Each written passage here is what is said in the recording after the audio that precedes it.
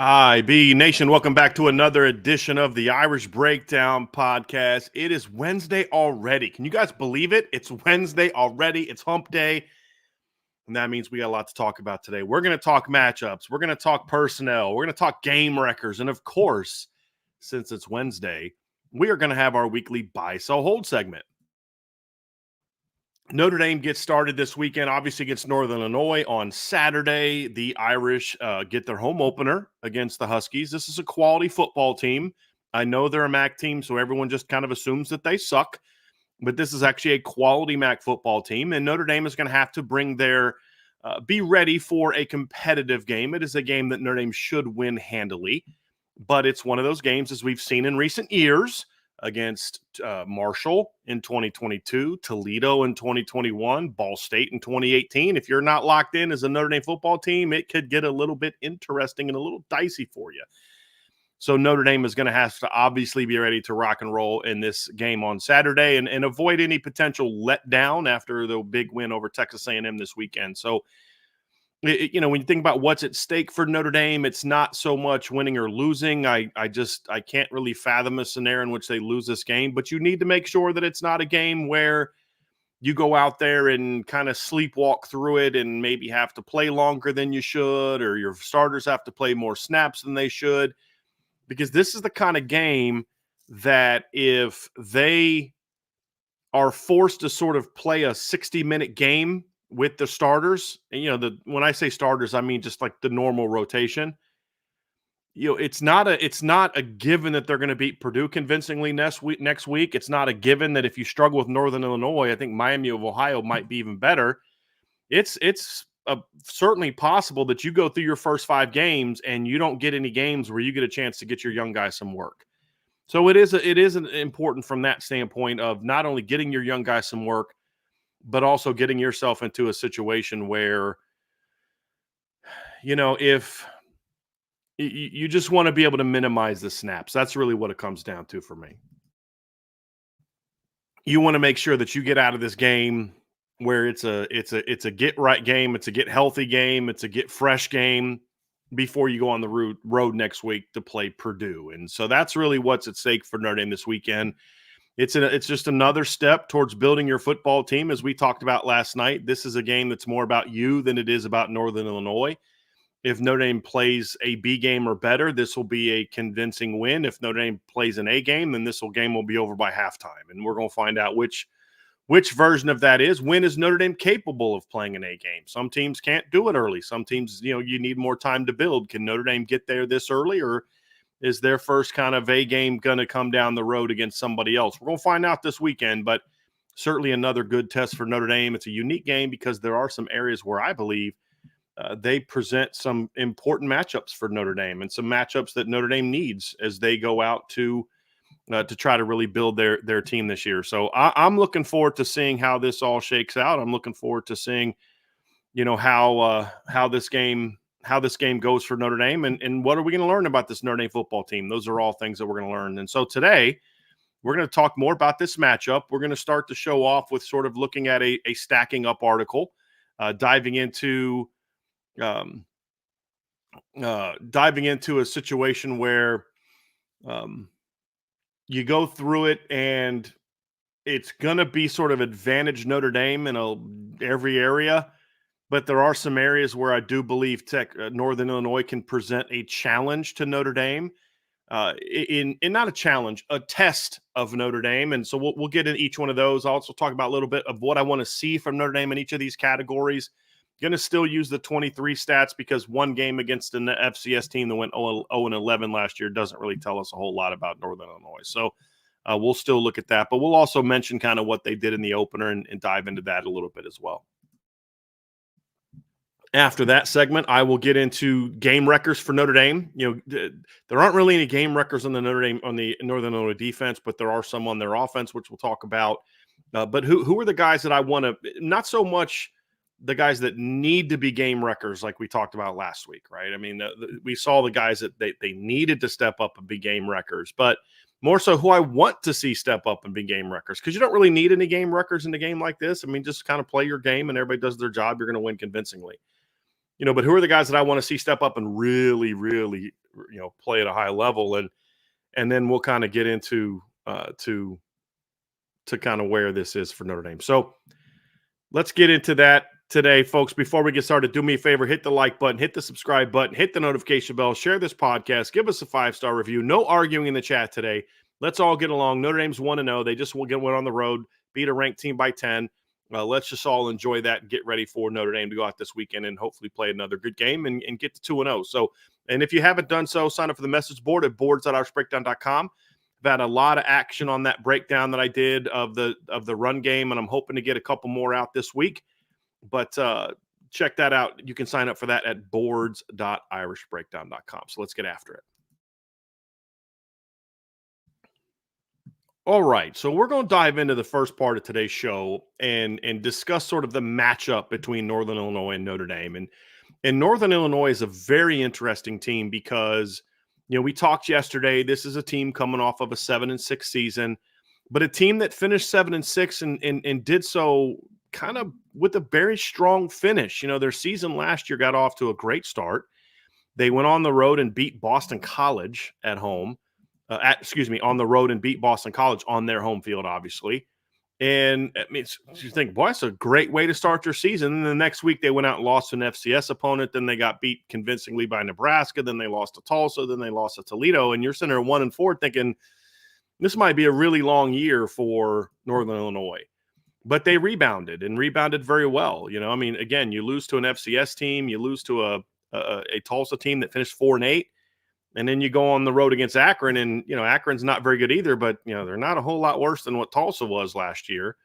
And you get a win, a blowout win, and then that kind of got them hot. They beat Ohio the next week by 10. Ohio was a good football team. Last season, the Bobcats went 10-3. Their only losses were a touchdown loss to San Diego State, a 2-touchdown loss to Miami of Ohio, who won the league, and then, of course, a 10-point loss to Northern Illinois. So that was a very good football team. They beat an Eastern Michigan team that made a bowl game last year.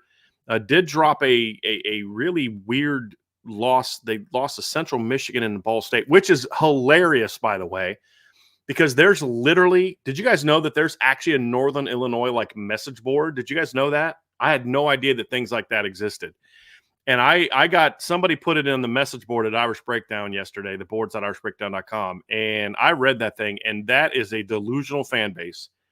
That is an insanely delusional fan base, and I was kind of shocked by some of the stuff that I heard, to be honest with you, from that. But apparently Notre Dame is not that good because they couldn't score on Central Michigan last year. Oh, ironically, Notre Dame beat Central Michigan by 24, and then Central Michigan beat Northern Illinois, but that's a different conversation. Then they lost a game to Ball State, but then they rebounded well, beat Western Michigan in their next game, and then went out, and that was a not a great Western Michigan team. Obviously, went 4-8 last year, and then beat a really bad Kent State team in the last game of the year, which made them bowl eligible. Then they went to a bowl game and beat Arkansas State. So very strange team. But what I like about that they've done is they've returned a lot of players from last year. They have a lot of guys coming back, and coming back at very important positions that'll test Notre Dame. And I think they have 8 or 9 starters coming back on defense. They've got similar numbers coming back on offense. They lost their quarterback, Rocky Lombardi, but I actually think that they have a chance to be upgraded. I know, again, I talked about this yesterday. Rocky Lombardi is a big kid, a physical specimen, just not a real good quarterback. Very good athlete. I think they're going to have a much better passing game this year with the kid that they have at quarterback. And, of course, one of the best running backs that Notre Dame is going to face this season. So it's a very interesting team, very experienced team, pretty well-coached team. And I love, like I said yesterday, I love their offensive coordinator hire that they brought in. So it's going to be a very interesting test for Notre Dame, and it's one of those games where Notre Dame is going to have to play well to dominate the way that they should dominate. What I mean by that is I didn't think that Notre Dame played overly well against New Mexico in 2019, but they still won 66-10 because New Mexico was terrible.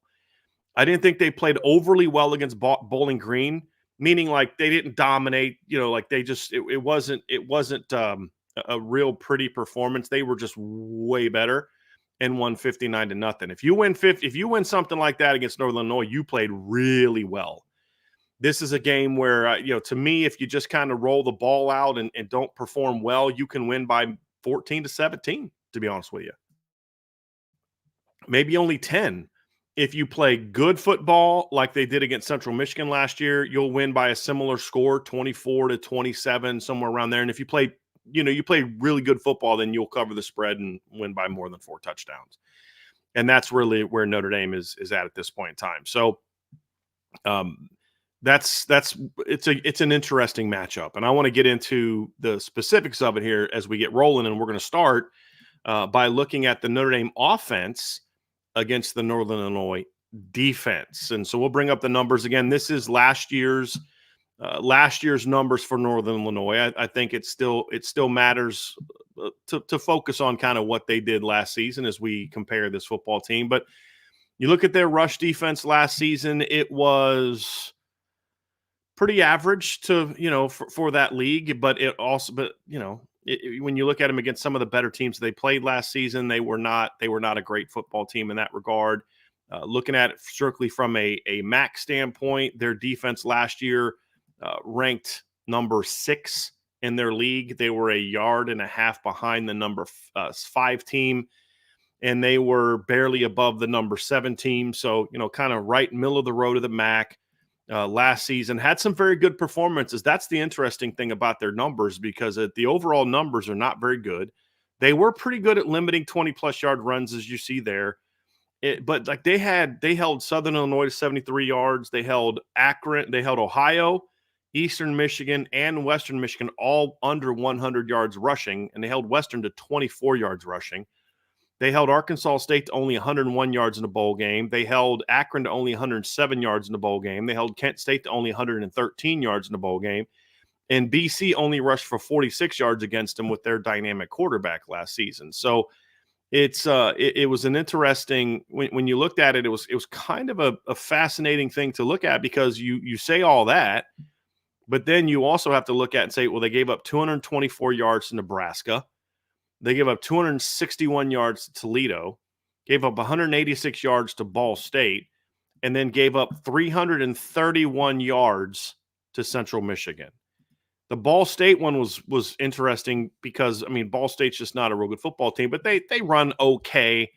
The Central Michigan one I thought was really fascinating because Central Michigan was not a really good run team. Coming into that game, they ran for a 236 against New Hampshire. They went for 123 against Michigan State, 131 against Notre Dame, 125, 193, 80. This is the 3 games leading into the Northern Illinois game. 80, 117, 99. They averaged 3.2, 2.3, and 2.8 rushing yards allowed. And then against Northern Illinois, they went for 331. And so it was a really weird Central Northern Illinois rush defense last season. And then 2 weeks later, they completely shut down Western Michigan and finished on a strong note. So they're a very weird team, to be honest with you, when looking at their run defense last year. At the end of the day, this is a team that just doesn't, in my opinion, doesn't have the size and necessarily the talent up front to hang with Notre Dame, but they're a very experienced group. They've got 2 juniors starting on the edge. One of them, Roy Williams, did play a lot of football last year. They have 2 seniors at defensive tackle. Starting at the defensive tackle, they have another junior and a senior that are their rotation D tackles that played a lot of football last year. So their top 4, their top 4 D tackles are guys that have played a lot of football. And, so they bring some ability there. They've got a kid named Roy Williams, who's, I think, a pretty good, pretty athletic edge player, 6'6", 251. Jelani Williams is a real big edge player. He's 6'4", 286. And their best defensive, well, I shouldn't say their best. Their most productive defensive end from last year's not expected to play in this game. He was out, missed the opener as well, Rayshawn Thomas. So the linebackers are, okay. Jaden Dolphin's a solid football player. Their other linebackers, a typical MAC linebacker, short, thick kid, not overly athletic, smart. But this is a team, honestly, that Notre Dame should be able to run the ball on. The question that I have about this team is, can they come out and Notre Dame, can they come out and clean up a lot of the mistakes that they made last week in the run game? And I showed you guys the numbers last night, a little sneak peek into what what Notre Dame did against Texas A&M, and the focus was on big plays, right? A lot of big plays. And I think they should be able to get some big plays against Northern Illinois. As you see last year, Northern Illinois was actually pretty decent about not giving up a lot of big runs because they're a 4-2-5 defense that tries to kind of funnel everything inside. They don't want you to get outside of them, and that can somewhat limit some of the big gains and things. We'll see how they defend Notre Dame. I think they'll probably have to be a little bit more aggressive, get numbers in the box against Notre Dame. But I think there's some opportunities for Notre Dame to continue to have big plays. What I want to see from Notre Dame, however, is I want to see them be a little bit more efficient in this game. You're playing a defensive line that has two 300-pounders in their rotation, another guy that's 293, and then a couple 285-pounders up the middle. So they're not huge, but they're not small either. And as I mentioned, they've got a 286-pound defensive end starting for them as their sort of their big end. And then their version of the Vipers, a kid who's 6'6", 251 pounds. So they're not a small defensive line. They're a very experienced defensive line, which means if you make mistakes, they're going to hurt you. They're going to make you pay. So the big thing for me for Notre Dame this weekend is, obviously from a number standpoint, Notre Dame got off to a great start this season. I mean, great start. You go out and play one of what was last year one of the best run defenses in college football last year. They have even better coaching than they had last year, in my opinion, in Mike Elko. And you went out there and rushed for 198 yards. I pointed this out last night, but when you look at Texas A&M last season, Notre Dame rushed for more yards against Texas A&M on Saturday night than Arkansas, Alabama, and South Carolina had against Notre Dame combined. Only one team rushed for more than the 198 yards Notre Dame had last season. Only Tennessee had more. Nobody had the 5.8 yards per carry that Notre Dame had. The best that they allowed last season was 5.5 from LSU. And a lot of that was Jaden Daniels. So, Notre Dame was able to statistically have really good success, but as I mentioned, the efficiency was not there. And that's going to be something that in future games, Notre Dame is going to have to be a lot more efficient running the football. A lot less of the 40s and 30s surrounded by 2s and 1s and -1s and different things like that. So, I'm going to need to see Notre Dame come out in this game and be a lot more efficient against a run team that's just kind of okay. I expect them to be better than they were last year, but I don't see them making huge leaps and bounds worth of improvement.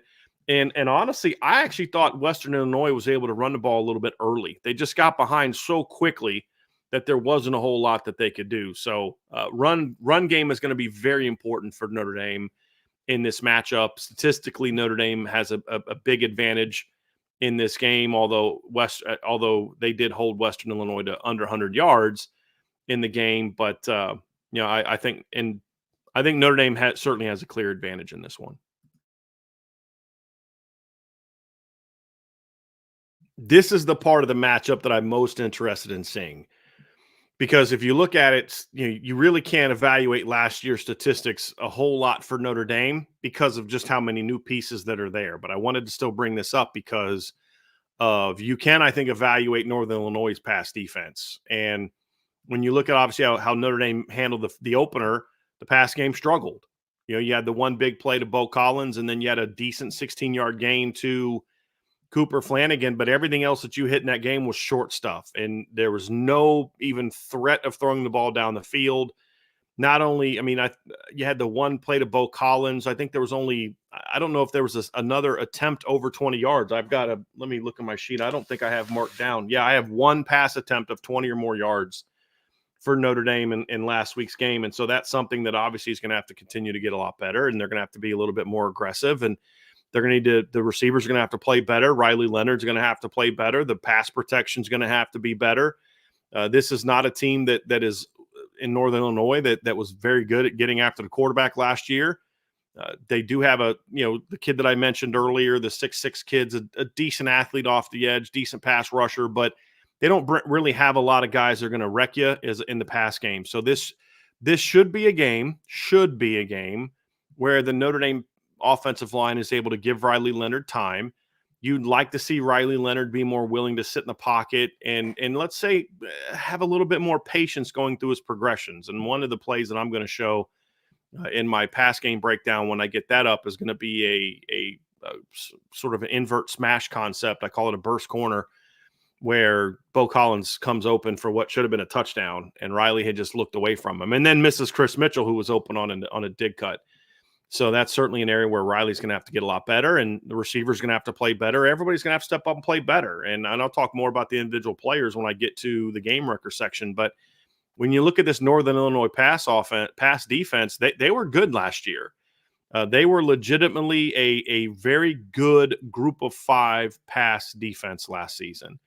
And when you look at where they ranked in their league in 2023, they had the number 1 pass defense in the league by over 8 yards last season. They ranked number 2 in yards allowed per attempt. Only Toledo was better at 0.1.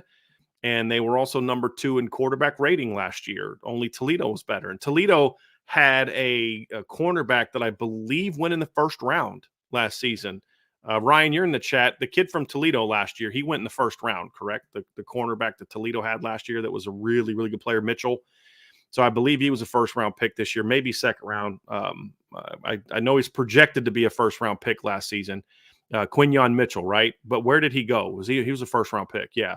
So he was. So the only team ahead of you in the pass game last year was a team that had who's a great team, by the way, with Jason Candle, but a team that had a first-round draft pick at cornerback. Now, what's interesting is when you break down Northern Illinois' pass defense, they're not really good at getting after the quarterback. They do a good job of keeping everything in front of them. And they're a team that is very smart, very sound. They'll a good tackling team, in my opinion. And they're a team that is just not going to get beat deep a whole lot. And which is interesting when you consider they weren't very good at getting after the quarterback last season. And not just from a sack standpoint, but, looking at their numbers, they weren't a team that racked up a lot of pressures, even though they, because you can be actually a pretty decent pass rushing team and actually not get a lot of sacks. Usually you'll get at least a decent amount of sacks. You won't rank 92nd in the country in sacks, but you could be a team that maybe doesn't get a lot of sacks, but still does a good job of pressuring the defense. And they weren't even that last year. They only had 179 pressures all season. And as I mentioned, the guy that had the most pressures on their defense last year, Rayshawn Thomas, he's out for the game. Their next 2 best, actually, pass rushers last season, and James Esther and George Gums are also gone. I believe James Esther ran out of eligibility, and George Gums transferred to Florida. So, he's playing for Florida right now. So, those are things that I look at and say that they weren't good at rushing the quarterback last year, and they lost all their top pass rushers. So either they're going to have to try to heat Notre Dame up, or they're just going to say, hey, we're going to play bend but don't break, prevent the deep ball, play our too high defense, and not let Notre Dame, get the ball down the field. So, this is going to be a test for Notre Dame. And this is one thing I really like about this matchup for Notre Dame is because, look, I know what a lot of you want to see. A lot of you, because this is true for every time they play a bad team. Just come out and run the ball down their throat and do this and run for a bunch of yards, and that all sounds good, and it helps the end of the season stats. But I don't know if that necessarily makes Notre Dame a better football team. I'll say what I said last night. This has got to be a game where you have to be able to enhance your pass game. It doesn't mean that I need to see them throw for 300 yards. Somebody earlier said I got to see them throw for 300 yards.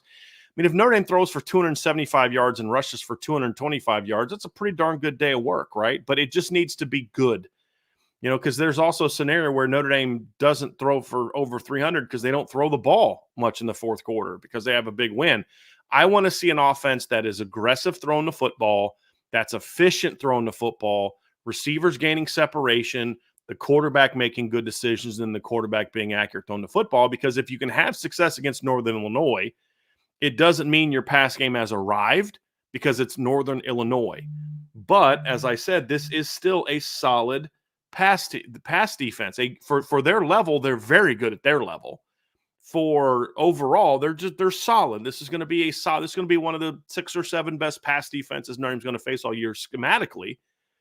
And then personnel-wise, they're very long. They've got, I think, all their starters at the outside and back end are 6 feet or taller. The only guy that's sub 6 feet is their nickel, who's a good football player. One of their safeties is 6'3", really long, rangy kid. So they're going to do some things where they're going to make you work for yards in the pass game. And I want to see Notre Dame have some aggressiveness, first efficiency, good decision-making, getting some separation, and then also seeing some aggressiveness. I want to see some different wrinkles for this week against this particular defense, which is going to be a little bit different schematically than what Texas A&M was. But I want to see Notre Dame go on the hunt a little bit more on defense. That's really where I'm at. And when I look at this matchup, I think that's going to be a big key for Notre Dame. Wrapping up this part of the preview, we'll go to the offense against the defense. Obviously, Notre Dame last season was a top 10 scoring defense, a top 10 team in yards per play. We'll see how they're going to be this season. Obviously, the first game of the year was a battle for Notre Dame. I do believe Texas A&M is going to have – that is one of the 2 to 3 best defenses that Notre Dame is going to play this season. I don't think there's any doubt about that at all in my mind. And you had 356 yards and 5.6 yards per play. If you look at comparable teams last season and you look at how Notre Dame performed in comparable games, last season against Ohio State, Notre Dame had 351 yards and 5.5 yards per play. Again, against A&M, they were at 356 and 5.6. Against Duke, Notre Dame only had 381 yards of offense, 6.1 per play, but most of that was gained on the last drive of the game. Notre Dame had 3 big plays on that drive. Against Louisville, Notre Dame only had 298 yards and 4.5 yards per play. Against Clemson, Notre Dame only had 329 yards and 5.4 yards per play. And I would argue that Texas A&M's defense is better than all those defenses, in my opinion. Talent-wise, certainly. Post-Ohio State, better than everyone except Ohio State's defense last season.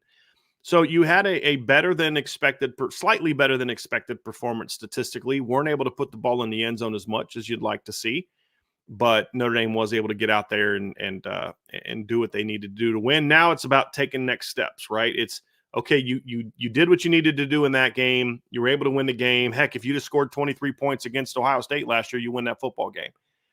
Right. So that's certainly a positive for outcome in that regard. But now Notre Dame needs to take that next step offensively against what is a solid MAC defense, as I said before, pretty solid group of 5 defense. And when you look at what Northern Illinois did last season in their conference, as you see right there, I mean, that's national rankings, actually.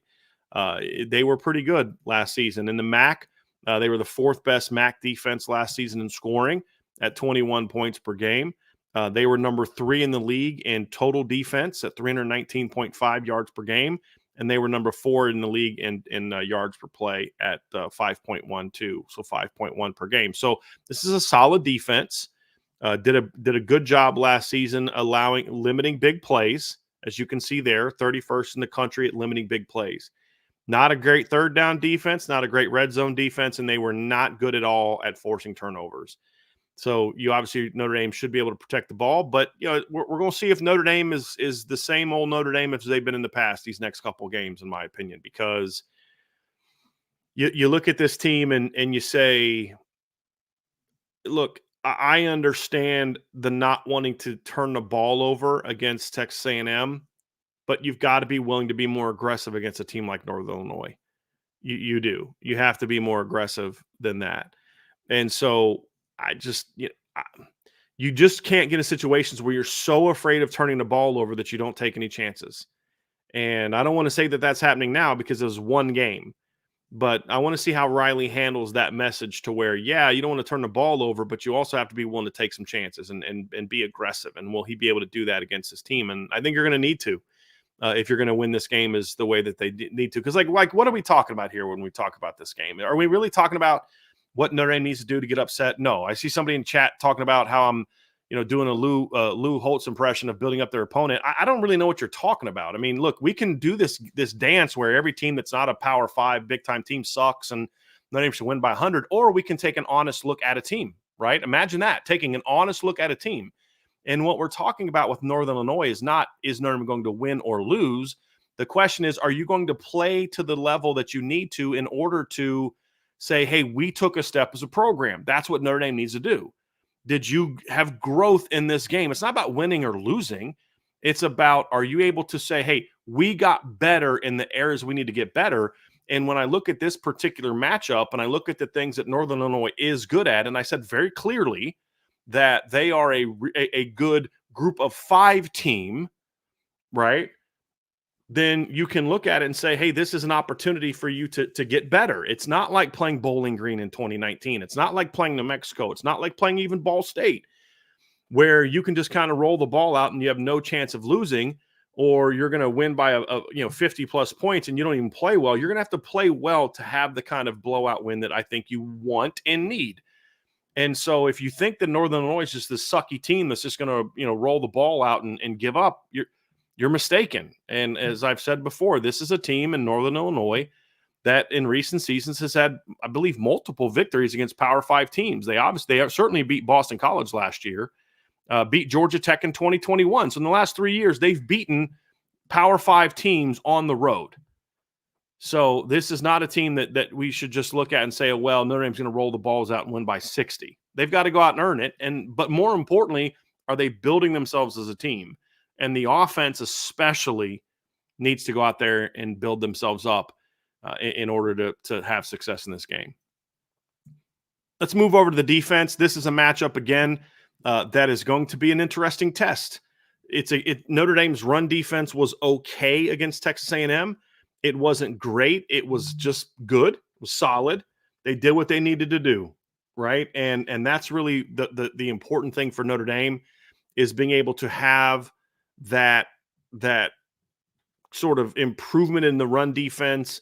To a degree, I felt like they were willing to give up some things against Texas A&M in order to limit their opportunity to have big pass plays. They were willing to give up 4 or 5 yard gains here and there in order to limit some of that. I think A&M had a very big offensive line, and they leaned on Notre Dame at times, especially when the second team defensive line was in the game.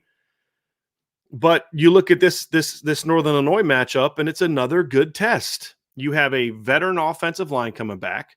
When you look at Northern Illinois, they have 4 returning starters on the offensive line. Their offensive line has got very good size for a MAC team. Left to right, they're 6'6", 298, 6'5", 311, 6'3", 305, 6'4", 321, and 6'6", 312. So they have very good size. And like I said, 4 of those guys are returning starters. And they've got a running back coming back that's a really good football player in Ontario Brown. And I've talked about him before.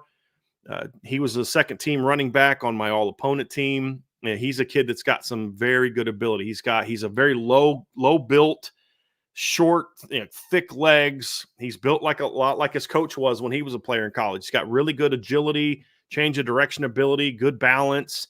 He's a guy that is not going to necessarily be a threat to rip off a bunch of big runs. As you can see, last year, Northern Illinois ranked 37th in the country in rushing yards per game at 179.6. They ranked 22nd in yards per attempt at 5.0 yards per attempt, but they only ranked 66th in runs of 20 yards or more. And so he's not really a home run threat per se, although he did go for over 20 on the first carry of the game against Western Illinois. It's more so about he's a chain mover. And you think you have him for -2, he makes a quick cut. Next thing you know, instead of it being 2nd and 12, it's 2nd and 6 because he made a guy miss and got to the second level. On 3rd and 2, you think you got him squared up at the line of scrimmage. You hit him, he bounces off, pops it outside, and moves the chains. That's where Ontario Brown is a weapon. He's just that slasher type of back with vision, feel for the game, and obviously was very productive last season for Northern Illinois. He finished the year with 1,296 yards last season, had 10 touchdowns, and averaged over 6 yards a carry, 6.1 yards per carry. And so this is a kid that's a very good football player. He went for 8 for 69 in the opener. They didn't play him a whole lot, but he looked good. He looked good when he did play. But he is a kid that does have a couple 80-yard touchdown runs in his career. But again, those are not against teams that like Notre Dame is going to play. He's racking those up against different types of teams. Actually, he did have an 80-yarder against Toledo last year. Ran for 280 against Akron last season, 167 against Central Michigan, 159 against Western Michigan last season. Went for 132 in the bowl game last season against Arkansas State. The season before, that's when he rushed for 1,296. He only ran for 689 yards as part of a split backfield in 2022, but he did average 6.3 yards per carry. and went for 160 yards against Ohio, and had 5 for 97 against Miami of Ohio. That's when he had his 86-yarder. Had a 51-yarder against Vanderbilt, 8 carries for 60 yards, went for 13 for 70 against Eastern Illinois. He went 6 for 37, which is 6.2 per carry against Kentucky, and had 17 for 84 against Toledo that season as well. So this is a good running back with a lot of good production. He's got over 2,000 career yards. He's probably going to be a 1,000-yard rusher again this season. So this is a good football player, good running back, and a guy that Notre Dame's going to have to keep their eye on. Now, what they don't have this year, like they had last year, is they don't have quite the same, threat as a rusher that they had last season. Not that Rocky Lombardi was like a great runner. He only had 129 yards last year, but he was really good in the red zone. He had 7 rushing touchdowns last season. They used him a little bit more effectively running the ball down the stretch. In the first 8 games of the year, he had 5 games of minus yards. He was over 14 or more in every game after that. And 4 of his touchdowns came in those final 5 games where they were able to do more things near the goal line and in the red zone with him. But you at least had to respect his ability to kind of pull it and keep it. I don't know if you have a lot of that this year with Ethan Hampton. I think Ethan Hampton's a solid athlete. He can do some things, but he's more of a drop back, throw it, bootleg. He's the kind of guy you're more worried about. You lose contain on a bootleg and he tucks it and runs and picks up 8 to 10 yards. That's more of what you're looking at, as opposed to a guy that's really dangerous as a runner. This is a kid that's going to do more damage sitting in the pocket against you and throwing on the move. They do a lot of movement stuff. If you can shut down Ontario Brown, you basically shut down Northern Illinois' offense, at least their run game. And so this will be a good test for Notre Dame. Good size offensive line. One of the best running backs you're going to face all season, and really good scheme, as they talked about yesterday.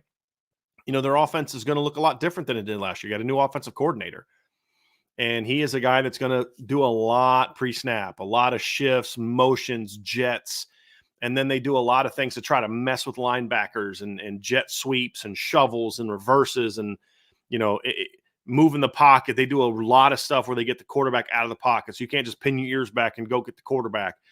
He's a thrower, he's a pocket guy, but their pocket moves a lot. And they do a really good job moving him around, which can kind of slow your defense down a little bit. And so this is a great opportunity, in my opinion, for this Notre Dame defense to say, hey, listen, we're going to face one of the best running backs we're going to face all year. He's going to be one of the 3 or 4 best easily, for sure, in my opinion. If we can shut this guy down and this veteran offensive line down, then we can say, hey, we've shown improvement and we're ready to keep going. That's really where Notre Dame is going to look like. The next aspect is the pass game, and this is a very interesting matchup, because if you look at last year on paper, Notre Dame was an elite pass defense last year, and guess what, folks? They are an elite pass defense again this year. We saw that against Texas A&M. I mean, like A&M had basically option offense numbers against Notre Dame. I mean, they passed for 100 yards against Notre Dame. And if you listen to the A&M people, that you think that it was all them making mistakes, has nothing to do with Notre Dame. But they held Notre Dame to A&M to 100 passing yards, 3.3 yards per attempt, no touchdowns, and 2 interceptions. And this is a team in Northern Illinois that last year ranked 105th in the country in passing yards. This is a team that ranked 95th in the country in yards per attempt, 82nd in yards per completion, 96th in touchdowns, and then 96th in pass efficiency, and then only 14 passes last year of over 30 yards or more, which ranked them 104th in the country. Now, they were very good at limiting sacks, but that's because they honestly didn't throw the ball a whole lot, to be completely frank with you. This year they're going to throw the ball certainly a lot more, and so I like where this kid is at, or this team is at. I like what their offensive coordinator is doing so far. He's a young guy and does a lot of things. So I think you're going to see a lot more intricate pass game. We saw them in this pass game hitting wheel routes out of the backfield, hitting big plays on post snap switches. They did it was just real simple, just a real quick motion. Outside guy goes in, inside guy goes out. They turn it loose, big play. Those are things that Notre Dame can and should shut down, but they do enough to where if you're not locked in, if you have the attitude that some of the fans have, which is like this team sucks and, all these type of things, then, you're going to make mistakes and you're going to give up big plays. And because, they'll do a lot of levels off play action, they'll run like a play action pass and a movement pass, and they'll hit the outs and hit the overs, and then they'll kind of take a shot. They'll kind of roll right, throw back side. I think their first touchdown pass was, I believe, on a rollout to the left. They're going to do a lot of intricate things, and they've got a couple good receivers. They've got one kid who's a really shifty player. Had a big play on a jet sweep last week, or on a shovel pass. I think it was a shovel pass. Made a big play on a crossing route last week. Trayvon Rudolph, short, fast, quick guy. Their other receiver's a pretty solid player as well, in my opinion, at Cam Thompson. 6 foot, 198-pound guy. So they've got some size at receiver also. Andrew McElroy, 6'3". That Jalen Johnson plays. He's 6'3". George Demopoulos is 6'2". So they've got some size there. And they've got a tight end that's a really good football player for that level, a kid named Grayson Barnes. Averaged about 20 yards a catch last year. 6'5", 225-pound kid from California. Good football player. Really good football player. So the pass game has got some weapons to work with. There's a much better scheme this year. I think that Ethan Hampton is a kid that's a much better passer than what we saw from Rocky Lombardi last year. So this will be a much better test for Notre Dame than it would have been from last year, but this is still a matchup Notre Dame should dominate. The only way Notre Dame gives up big plays in this game, in my opinion, throwing the football, is if they're just undisciplined.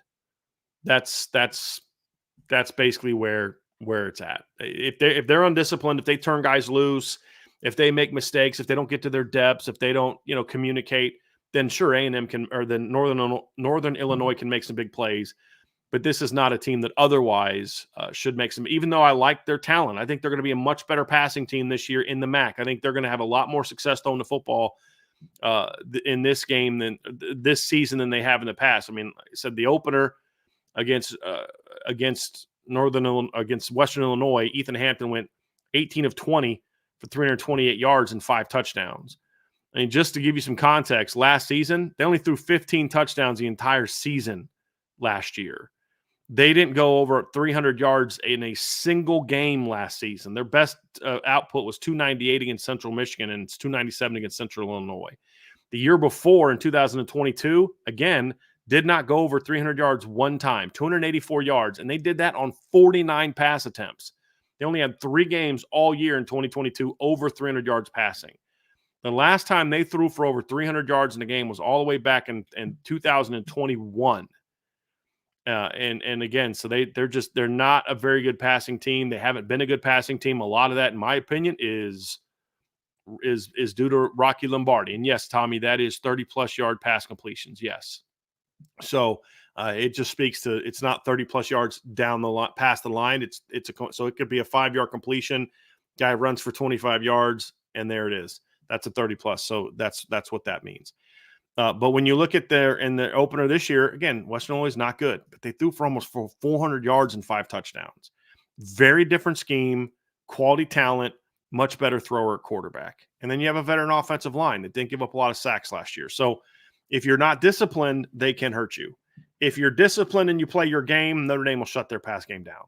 And it really is that simple. But there are some things about it that I like that are – it's not even about Notre Dame as much, but when I look at their schedule, against Buffalo and UMass and Bowling Green, Toledo, Ball State, Western Michigan, Akron, Miami, Ohio, and Central Michigan, saying, boy, I think this team can do some things in the MAC this year because of the fact I believe their offense is going to be a lot better. I really do. I think their offense is going to be a lot better than it was last year, and it comes down to the change of offensive coordinator and the weapons they have in the passing game. It's going to make them much more effective, in my opinion, in the throwing game, which is what they need, because teams are just going to come out and try to shut down, Antonio Brown. That's just what they're going to do. And, like last year, here's a crazy thing. Last year, as good as his running back was, they only threw him the ball 12 times for 52 yards. He was nothing but a check down guy. First game of the year, he has 2 catches for 45 yards. So, again, they're going to use him in a lot of different ways. So, I like this Northern Illinois team. It's not a team that should challenge Notre Dame. But I'm telling you, if they can stay healthy and keep improving, this team's got a chance to make some serious noise in the MAC. There's no doubt about it. Just overall, looking at the statistics, Notre Dame should dominate. Again, Notre Dame's a top 10 team in scoring defense, yards per game, yards per play, red zone defense, third down defense. They were top 30. They were top 15 in fewest 30-yard gains allowed, 13th in turnovers forced.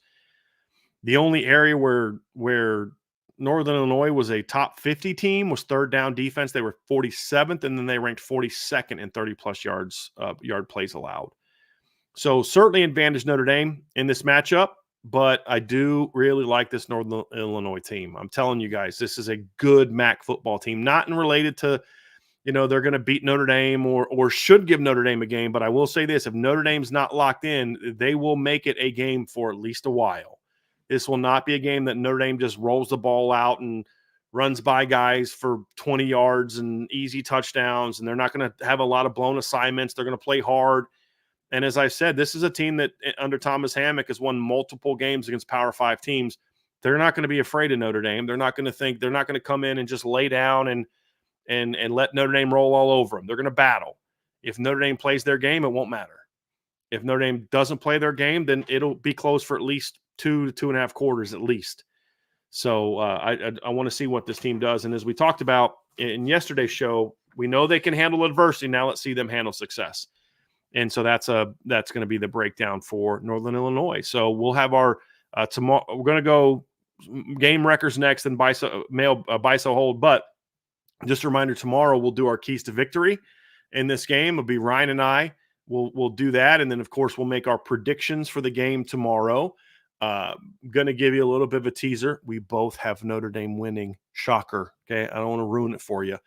And then Bill Bender and I will get on the show after that, and we will preview Texas, Michigan, Iowa State, Tennessee, NC State, and Nebraska, Colorado. So we'll spend a lot of our time on that Michigan-Texas game, but we're going to preview those other 3 games as well.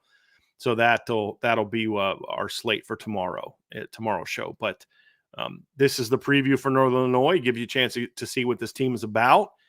And it's a good football team. If you're someone who likes MAC football, and I do, I really because I grew up watching it. I'm an Ohio guy. I went to camps at Miami, Ohio, and Bowling Green when I was in coaching, because we would recruit, the same areas. So we would go work their camps and get a chance to see kids that maybe they weren't going to recruit, that we could maybe try to convince come play for us and things like that. So got to know a lot of those staffs. Went there when Urban Meyer was at Bowling Green, went there when Dave Clawson was at Bowling Green, and have a lot of respect for that league and what they do and the things they have to go through. So this is going to be a really good test for Notre Dame and just another good building block for them as they get ready to continue into the season. So I'm going to hit that like, hit that subscribe, hit the notification bell, share this podcast, give us a 5-star review, and I will see you guys here in a few seconds as we get ready for part 2 of today's show, where we're going to talk about game wreckers.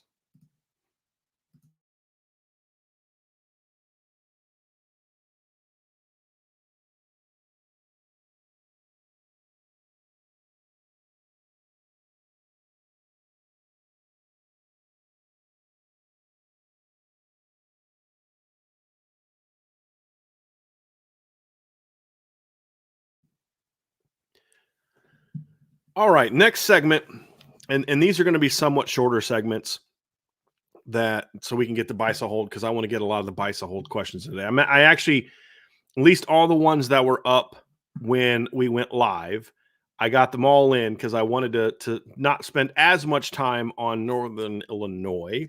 I struggle to say that fast. Northern Illinois, as I do some other opponents, so we can get to the BISO holds, but I did want to dive into just some aspects of this matchup and what I want to see from Notre Dame. And when we do the game wrecker segment, it's going to be a little different every week. Some weeks it's going to be about, in big games, who needs to step up. Some weeks it's more about who I want to step up. And for this one, I want to get into the guys that we need to see step up, that I want to see step up, I should say. That's more so about building for the season. And so we'll do a few on offense, and then we'll do a few on defense of guys that I really think, offense will be more so about who I want to see step up. Defense is actually going to be more about who needs to step up for Notre Dame to really thrive in this football game and have some success in this game. So when you start with the offense, it really comes down to, first and foremost, guys that I think will be game wreckers. Okay, I have to talk about the running backs. I believe that these guys are going to come out and continue to just be really dynamic and be really good football players. So I expect the running backs to be game wreckers in this game. I think one thing I'm curious if we'll see in this game, and this is what I wanted to get into, is that we didn't see them used quite as much in the pass game last week. We saw them, catch some, we obviously had the swing screen to Jeremiah Love early in the game. And then you saw the slip screen to Jadarian Price in the game, but there wasn't a ton of things in the pass game, which makes sense when you consider just Notre Dame was not doing a whole lot to throw the ball down the field. You did have Jeremiah Love line up in the slot in the red zone, and they threw a slot fade to him that was, I think it was a very good ball.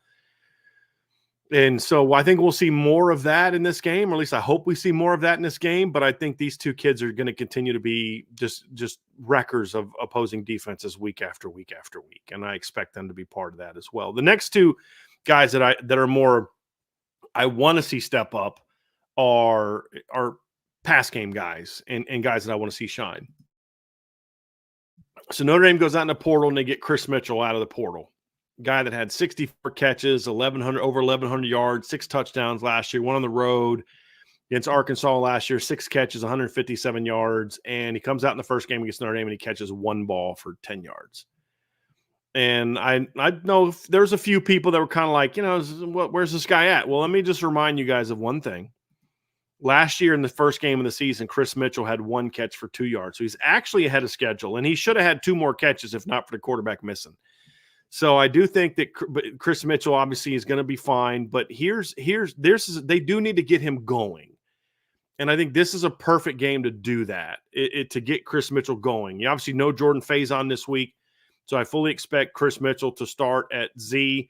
Maybe we see Jaden Thomas at Z. If we see Jaden Thomas at Z, that's going to be a little bit concerning for me because it's going to tell me that they're going to come out and just want to pound the football, which, again, it'll work, but I don't think that makes you a better football team necessarily. I want to see them say, hey, look, you're going to need the pass game to be a lot better than it was on Saturday. You just are. And maybe you don't need it to go 12-0. But when you get to the maybe you don't need it to beat the 12 seed in the college football playoff. Maybe you don't even need it to beat a Big 12 or an ACC team in the second round, the quarters. But when you get to the semis, you get to the championship level, you're going to have to throw the football a whole lot better than you did against Texas A&M. Because, yes, it was good enough to beat Texas A&M. But guess what, folks? They're not Georgia. They're not Ohio State. They're not Texas. They're not Alabama. You're going to need to score more than 23 points to beat those teams. It was good enough to beat Texas A&M in the opener, but you're going to have to be better. And building the pass game is going to be very important. So Chris Mitchell being a game wrecker in this game does 2 things for me. Number one, obviously, it gets a guy that you need to be a good football player for you going. You got Bo Collins rolling last week. Now you need to get Chris Mitchell going and get those 2 guys involved in the offense. And it also, he's going to be your vertical guy. He's going to be your stretch the field guy. And so if you come out in this game and there are opportunities to throw the ball down the field, Chris Mitchell is able to make some plays down the field, then that's going to tell me that they're not just coming to roll the ball out and just run the ball all day against an inferior opponent and get out of here with a bunch of rushing yards and a blowout win where you actually didn't get better as a football team. And so I want to see them come out and get Chris Mitchell involved in this football game. No doubt about it. I think that's a very, very, very important piece to what Notre Dame is going to try to do this week in when it comes to their offense. Like my BK PTSD doesn't exist from the standpoint of winning and losing as much anymore. But in situations like this, I still have a little bit of it where, is that really Marcus Freeman's mantra too? When you're playing games like this, we're just going to come out and run all over you, or are they going to come out and throw the football? Last year, they came out and threw the football in some of these situations, but that was with Sam Hartman. Are they going to do that with Riley Leonard and with Mike Denbrock? I don't know. We'll find out, but I hope we do, and I hope that Chris Mitchell is one of the beneficiaries of that. Getting him going, establishing that vertical threat is going to be so important when you play Purdue, when you play Louisville, because right now, with the way Notre Dame played on Saturday, Purdue and Louisville are going to say, okay, let's stop the run, make them beat us throwing the football. You've got to actually establish that against somebody, don't you think? So hopefully this is the game where they get that going. And then the other guy is Jaden Greathouse. He's another guy that I think has a chance to be a game wrecker on Saturday against Northern Illinois. And Jaden was clutch. And we have a buy so hold about this, so I won't get too much into it right now. But Jaden Jaden Greathouse was very clutch against Texas A&M. He had the early first down conversion to help move the chains and get them going on that first drive. He's obviously had the 3rd and 5 conversion at the end of the game, but he wasn't super productive in the game. You know, he didn't put out, you know, he didn't light the world on fire with numbers because nobody did. He had 3 catches for 26 yards. I thought he did his job well. I want to see him more involved in the pass game this week. I want him to be a guy that Notre Dame comes out and says, hey, this is a game wrecker. And you know, we'll see if he's able to get that done. And honestly, it's not about him getting it done. It's about whether or not they have a game plan that allows them to be aggressive throwing the football. If they do, I think Jaden Greathouse is going to be another beneficiary of that. And this could be a little bit of a welcome to 2024 moment for Jaden Greathouse outside of a couple clutch plays, but more of just an overall game plan where it's like, okay, let's get this thing rolling. So I think we'll see that. I hope we'll see that. And I think Jaden Greathouse will be a guy that'll get that going because Notre Dame's going to need a more effective over the middle of the field pass game. Jaden's got to play better too. One of the things that I was, you know, graded the receivers on minuses on is they didn't do enough. They were their release moves were not great. A lot of just kind of standing in place and going, nothing to really threaten the leverage of the defensive backs. Jaden Greathouse had that multiple times where he would just kind of chop his feet and then just go outside on the slot fade. You know, like I want to see you come off and just maybe stick that and sell that slant move and then burst outside just with a, you know, quick out in and then release back out just to get that little bit of separation on some of those slot fade concepts. I want to see Jaden compete for the football better than he did on the slot fade they threw to him. But those are things that I think we can see from this team in this game, and Jaden Greathouse is going to hopefully be a beneficiary of that. I'd like to see him get rolling and give Purdue something to think about. You know, give Louisville something to think about where you say, hey, look, you can't just load the box and try to stop our run game. Because, like, look, A&M gave a blueprint to future teams. I promise you when the Louisville advanced scouts are looking at that game saying they did a great job crashing the edge to try to cut off the run game with their 3 technique or their hard edge, and then bringing a guy in to run right at Riley Leonard and then scraping a linebacker over to take away any potential if he pulls it, right? I mean, they had a game plan for it, and that's why Notre Dame had very, very little success in the read zone. Because not only did Riley Leonard run that a ton, but Mike Denbrock ran that a ton last year at LSU. One of the concepts that Notre Dame does that I love is that read zone where they pull it and get outside to the tight end. A&M was all over that. And so in order to have some success with that stuff, you've got to make teams pay for that. One of the ways to do that is with your throwing game, not just your RPO game, but your drop back game. To say, look, if you're going to bring those guys down and aggressively try to attack the second level and first level of the defense, we've got some answers for you. And if you don't give those teams answers, then they're going to continue to do that and try to make life a lot harder for you when it comes to running the football. And so that's a reason why I need to see Chris Mitchell be more of a part of the game plan. I need to see Jaden Greathouse be more part of the game plan, and to see that Notre Dame football team come out and be more aggressive. I understand why they weren't that way against A&M. I get it, but you have to go show it. And we can't, as fans and analysts, just assume that because we understand why they did it against Texas A&M, we can't just assume that they're going to just be that way, you know, all season, and we can't assume that they're not going to be that way in every big game. We need to see this part of the team improve. And then that leads me to the final piece of the game wreckers. I want to see a lot better play from the tight ends. Yes, I know that we didn't see Chris Mitchell for Notre Dame on Saturday night. I get that, or Mitchell Evans, I should say, for Notre Dame on Saturday night. I think he played 8 or 9 plays on third down. That was really it. I was disappointed by the overall play of the tight ends. I didn't think they blocked overly well. They had their moments of good blocking. I thought Cooper Flanagan was very undisciplined as a blocker. He was very undisciplined as a player. Had the one hold. He caused another penalty on Jaden Thomas by drifting downfield on that read zone. It's an under route. So essentially what happened on that play, I don't know if we broke it down, but the tight end's running an under route, but he's got to stay at or behind the line of scrimmage. The quarterback reads the inside zone, pulls it, and he gets outside and he throws that under route. The receivers are blocking downfield because it's basically a tight end screen. If the tight end drifts downfield and catches the ball, then it's now pass interference on those guys blocking. That's why Jaden Thomas was losing his mind, because he assumed that the tight end was going to stay behind the line of scrimmage or at the line of scrimmage. He didn't, and that's why Jaden got mad. That is a penalty on Jaden Thomas, but the penalty was actually because of Cooper Flanagan. He had a holding penalty, and he had another holding penalty that should have been called later in the game on a run by Riley Leonard. That he's got to play better than he did. Eli Raridan was far too passive at times, in my opinion, as a route runner. There's a lot of uncertainty in what he was doing. I was just very underwhelmed by the play of the tight ends. And they're going to have to play a lot better in this game. So I want to see them kind of come out. I would hope that they got a little bit of a butt chewing in this game, because your tight ends can't just have, as somebody said, oh, he did have one good block on the TD. Yeah, he did, but that's kind of doing your job. I mean, it was a good block. He did his job. You got to do your job at a much higher rate, and run game wise and pass game wise. So I'm hoping that the tight ends come out in this game and they're game wreckers, running the ball as blockers, but then also making more plays in the pass game as well. I would like to see them get more involved in that aspect of it. So that's really what my game wreckers are for the Notre Dame offense. When you look at the defense, it really just comes down to a lot of it's just going to be in the front seven, because let's be honest, guys, can we just say we just assume that the secondary is going to have game wreckers every week? I mean, at least 2-3 guys are going to step up every week and be game wreckers in the secondary. When was the last time Notre Dame didn't have that? It's been a couple years, right? Probably 2022. We knew this secondary was good. We thought it had a chance to be really, really good. I didn't expect it to be really, really good in the opener. Like I thought it'd take Christian Gray more than a quarter to get settled in, and that's basically all it took, was about a quarter to get him settled in. I thought Adon Schuler would probably need a couple games to get into the flow.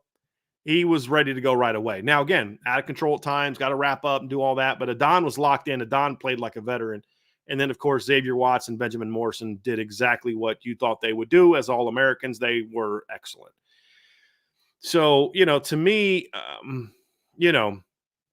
I was very impressed with the secondary. They're going to be very good. I do want to see Jordan Clark play a little bit better, but I want to see, I thought they did just an excellent job.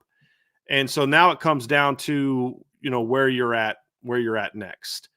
I want to respond to something real quick. Bryan, New York, I don't know if you're alone, but I strongly disagree with you on the take on Jaden Thomas. I think Jaden Thomas did come back to the ball, why it wasn't a pick six. It's a hitch route. You don't take 5 steps to step to it. He stepped aggressive to the ball, especially when he saw that guy coming, got in front of the guy and broke it up. So I disagree with you on that one. I think Jaden Thomas actually did his job on that particular play. Now, back to the point that we're making here about the defense. For me, when I look at this team, I'm going to have some defensive linemen coming up, but I'm going to start at linebacker. This is a Drake Bowen, Kingston Viliama Asa game. Those are the two Mikes. This is a game where the middle linebackers should get a lot of action. This is not a team. They're going to run some toss and they'll get some stuff outside, jet sweeps and all that kind of stuff. And they're going to clean that up. It's going to be job of the Rovers and the nickels and the corners to funnel that stuff back inside. They're going to have to be smart, flowing to the ball and that kind of stuff. But this is going to be a put your big boy pants on game type of battle for your Mike linebackers. They're going to run at you. They've got a good size offensive line. It's a very experienced offensive line. It's an offensive line that's played a lot together. They're going to come at you and aggressively run downhill. They've got a running back that is short and stout and thick and elusive, and he can make you look really dumb if you go out of control. He's a guy that can make you look bad. If you're too high, he'll get up underneath your chest and run you over. And so he's a guy that can make you look really bad, but this is the type of offense to where if you play well, you should put up a lot of numbers in this game. So Drake Bowen obviously is the starter, is a guy that did some really good things last week, also has some things to clean up on, but played physical football for the most part. There's a couple times Drake was a little uncertain of what he was doing and which gap to hit. But for the most part, he played pretty aggressively. Kingston played very aggressively, coming off the bench and the different roles that he played. So I was very impressed with what I saw from the Mikes for the first game. Now it's about get better and better and better. And so when I see this system that they use, it's going to put a lot of stress on the mics. There's going to be a lot of this stuff for them, and the whole point is to kind of mess up, where they're looking, what their keys are, get them focused over here as you're running over there. So they're going to have to be smart and disciplined and have a good grasp of the plan. But if they have a good grasp of the plan, they're going to be in the action a lot. And so if Drake Bowen and Kingston play well, that's going to go a very long way towards shutting down the Northern Illinois pass game. I also think some of the things that they do pass game wise are going to put them in stressful situations where they're going to have to get up underneath certain things. And if they're not doing a good job of looking up those overs and looking up the crossers and things like that, then, you're going to be in a situation where you're going to give up some pass plays. And so there's going to be some opportunities there that they can also then make some big plays in those situations. So, those are areas where I think the Mike linebackers are going to be in situations to make a lot of plays. And if they play well, Northern Illinois won't have much of a chance to really get their ground game going. Another guy that is going to be important in this game is going to be Riley Mills and then Donovan Heinisch, the 2-3 techniques. That's an important position for Notre Dame in this game. I thought Riley was solid in the game. He got double teamed a lot by Texas A&M. A&M was very concerned about Riley Mills. You could see it the way that they blocked it when you go back and break it down. Riley played okay, didn't play bad, didn't play great, just played okay. Donovan Heinisch battled, but just didn't. It was not a great Donovan Heinisch game. This week, Northern Illinois is bigger, but they're not as athletic as the kids. Let me rephrase. They're bigger than him. They're not bigger than Texas A&M, but they're not as athletic either as the kids from Texas A&M. And so this is a game where I think his athleticism should do a good job of helping him out.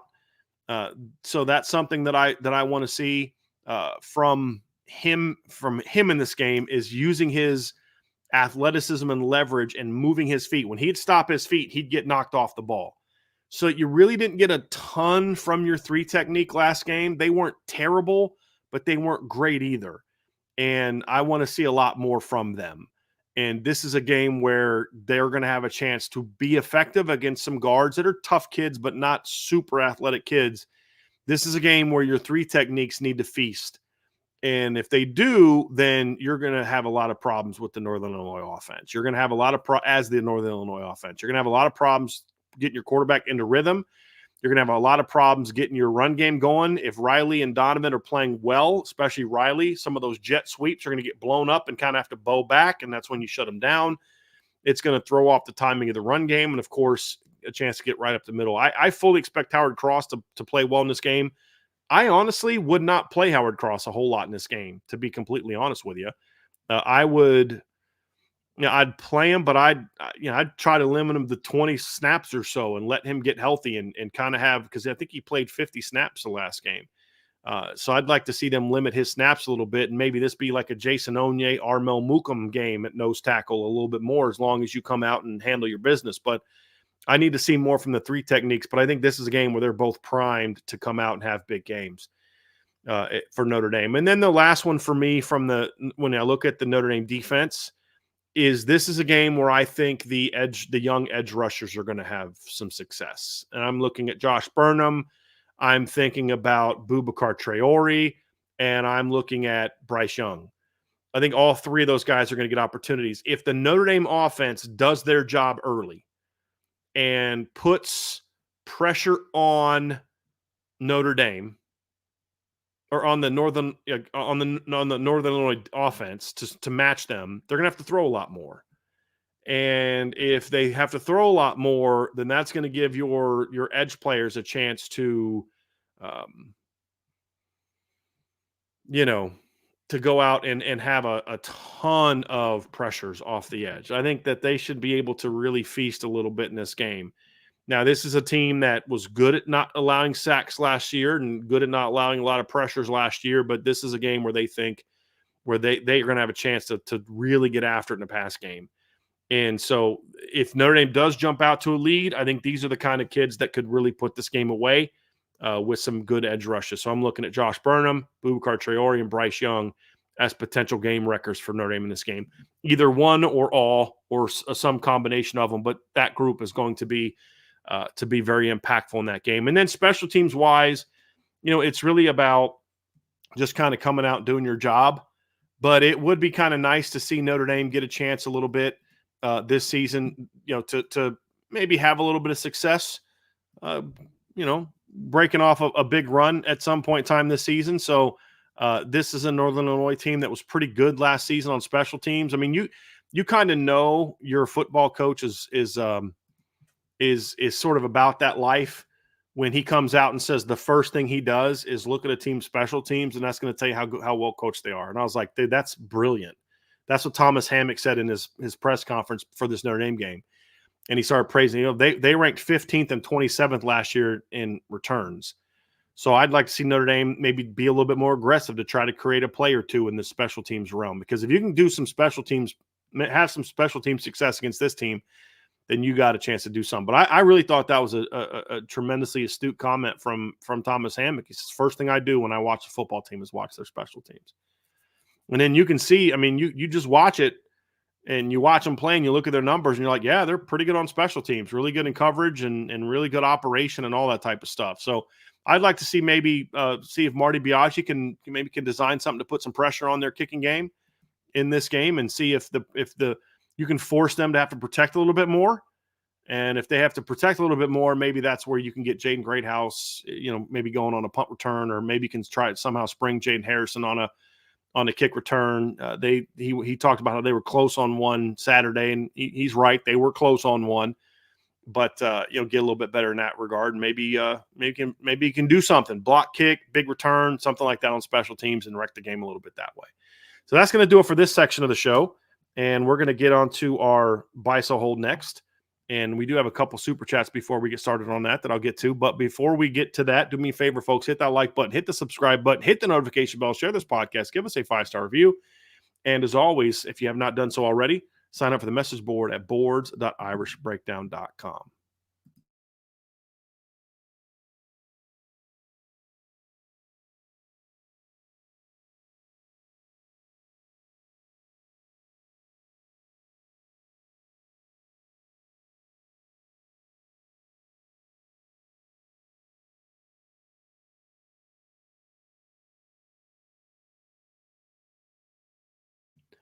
Final part of today's show is going to be the weekly buy, sell, hold.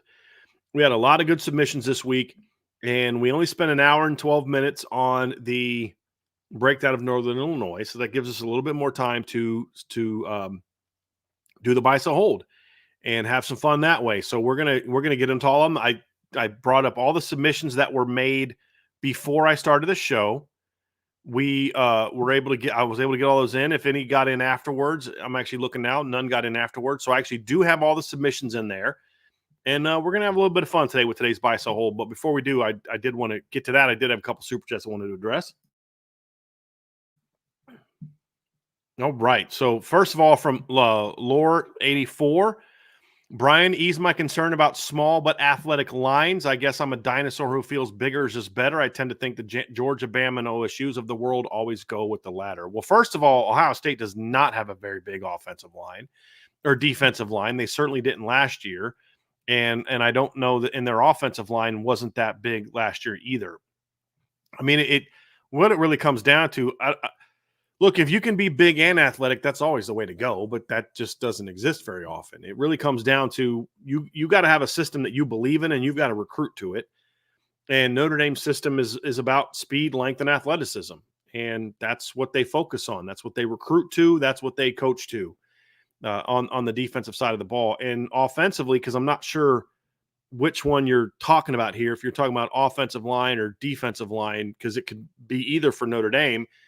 I mean, look, they played a much bigger team on Saturday and won the battles. I mean, yeah, they played a very big, physical, athletic Texas A&M defensive line, and A&M had their fair share of wins, and Notre Dame had their fair share of wins. But when the game was on the line, Notre Dame won the game with their line. So I don't know that I'm overly concerned about it. As I've said it a million times, if you can be big and athletic, that's great. There aren't many of those guys.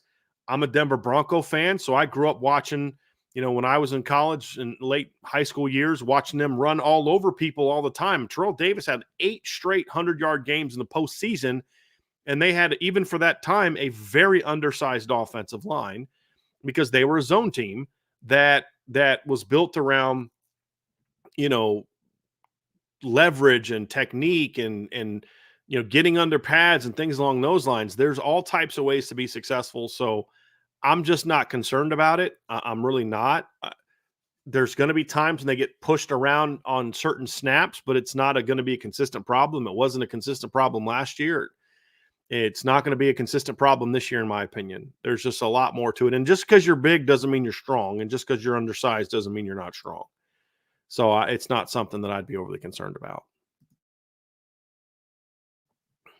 And then the second super chat from Zach Martin. Thank you, Zach, very, very much. And I thank you also, Lore84, for your super chat.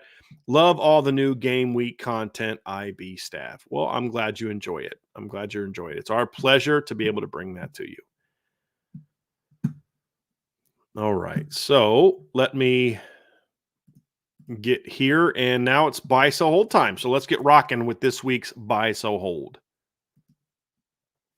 The first one is from Domer Grizz. Says the defense giving up 0 explosive plays was more impressive than the young O-line giving up 0 sacks. I will disagree with that. I will sell that. Giving up 0 explosive plays is always like 0, 20 yards or more is always a little bit, okay, wow, that's a heck of a performance. But it is not something against this offensive team that I'm overly surprised. Like I tried to tell you guys the last 2 weeks that A&M does not have great athletes on offense. They got big receivers, but they didn't have a lot of great athletes on offense. So while I didn't predict that they would have 0 big plays, I didn't think they'd have many. And that was one of our keys to the game was don't give up the big plays because they're not good enough to go on long sustained drives. And they shouldn't give up big plays because they just don't have that kind of team. And they didn't do – the thing I was surprised by was they didn't do anything to really try to create some outside one-on-ones, go balls. And part of that is they tried to throw at Benjamin Morrison early, and he just completely locked him down. But, like, they took a shot on Christian Gray, and they got a PI, and they never really went back to it. I was a little surprised by that, to be honest with you. Not giving up any sacks against that defensive line is a much bigger surprise. Now, in fairness, part of the reason they didn't give up any sacks is because Riley Leonard is really hard to sack, or at least he was on Saturday for sure. There were 3 times off the top of my head that I can think of where they just gave up a flat run through. Like where literally a dude just didn't get touched. It wasn't always the offensive line. One was on the quarterback. One was on the running back. And at least one was on the offensive line, at least 2 actually. So I can say now I'm thinking 4 for sure that I can think about. And then just Riley Leonard was able to still get the ball off. And so, I mean, it's not, yes, they didn't give up any sacks, but I don't think that's a little bit of a misleading thing is to say that they didn't give up any sacks because they certainly actually, and they did they allowed 1 sack in the game, but I don't put that on the offensive line. That wasn't that one. Actually, hold on a second. Did they give up a sack last week? Yeah, they gave up 1 sack last week. Yes, but it was not on the offensive line in my opinion. So that didn't surprise me, or that surprised me a lot more than it didn't surprise me. They shut down the Texas A&M offense. It didn't surprise me. Buy, sell, hold from Jim Halloran. He's got 3 of them. First one, buy, sell, hold. Notre Dame has Jim went a little negative in this one. Notre Dame has a letdown and does not cover the spread against Northern Illinois. Well, look, Jim, I don't think not covering equals letdown. This is as I've said, this is a quality team, a quality power, a group of 5 team that I think is going to once again be a bowl team. So, I mean, you could play, if they win 37-10, and don't score anything in the fourth quarter because, they kind of run out the clock, I don't think that's a letdown game. Now, I don't think the 2 things go together. If they have a letdown game, like they could have a letdown game and still cover the spread too. I mean, again, they just have that kind of talent. I don't think this is going to be a letdown game for me. I think there was enough that they have to clean up on both sides of the ball that the coaches are going to be kind of getting on them a little bit about that this week. I think the fact that this is their first home game is going to be another thing that's going to get them fired up a little bit for that. So I don't think they're going to have a letdown game. That doesn't necessarily mean that they'll definitely cover. 28 points is a big spread against when you're playing a quality team. So, I don't know that I'd equate that one, but I do think that when you look at this game, I do think they're going to come out and play hard. I don't know that it'll necessarily be that they'll win by more than 28. Right. And I think the last I saw the spread was 28. Started 30.5. It's down to 28. Next one from Jim is Notre Dame has at least 2 explosives in the passing game against Northern Illinois. He credits that as 20 yards or more. Definitely buying that. So Jim went positive on this one. I definitely think they have at least 2. If they don't have at least 2 explosives in this game of 20 yards or more, I will be genuinely concerned about the pass offense until they prove otherwise. Genuinely concerned. Definitely. No question. And it doesn't even have to be bombs. You can't get a guy free for 5-10 yards and let him run. That's going to be that'll be concerning. And then the third one from Jim, Notre Dame defense gives up at least 3 explosive plays over 20 yards against Northern Illinois. That I'm going to sell. Now, I'm gonna put my own caveat on this one, Jim. So allow me. I'm referring to the first team defense. Now, when I say first team, I mean everyone involved in the rotation. So if they give up, 20-yard gain and some of the Donovan Heinisch is on the field or Kingston's on the field or, Rod Hurd's on the field or Boubacar, Josh Burnham's on the field. Those are starters. I mean, I'm talking the rotation. That's the first team, I should say, not starters, the first team. When I'm saying not first team, I'm referring to truly you're in a backup situation. And so that's kind of where I'm referring to is that right there. So I believe that when I look at this game, I think this is going to be a situation where they will limit them to less than that. In the first team defense. Jim says, Bryan, you own IB. You can put any caveat you wish. Yeah, but it's still your submission. And so I just want to make sure that I'm answering your submission. When I answer your submission, that I'm doing so in the spirit of your question as much as possible. But I want to make sure that like Pitt last year, they gave up a couple big plays against, they had a big play they gave up against against the Notre Dame freshman team, basically. I think you and I are both more referring to thinking about they're good against Notre Dame's good. And that's where I would say I'm going to sell that. All right, next one, we've got Irish Cheesehead. It's got 3 submissions here. First one, buy so hold. Notre Dame will finish with the number 1 ranked pass defense in terms of yards per attempt among all Power 5 schools. Let me see what Iowa's schedule is here real quick, because that's the only other team that I think could potentially be where Notre Dame is this season. They held 4.6 yards per play pass attempt against Illinois State, and they play Minnesota on the road, Ohio State on the road, Washington, at Michigan State. They don't play a great schedule. I'm going to say, yeah. I'm going to buy that one. I think that's one I'll take. I mean, look, it's not that big of a stretch. I think Notre Dame was 3rd in fewest yards per pass attempt last year. Yeah, they were 3rd.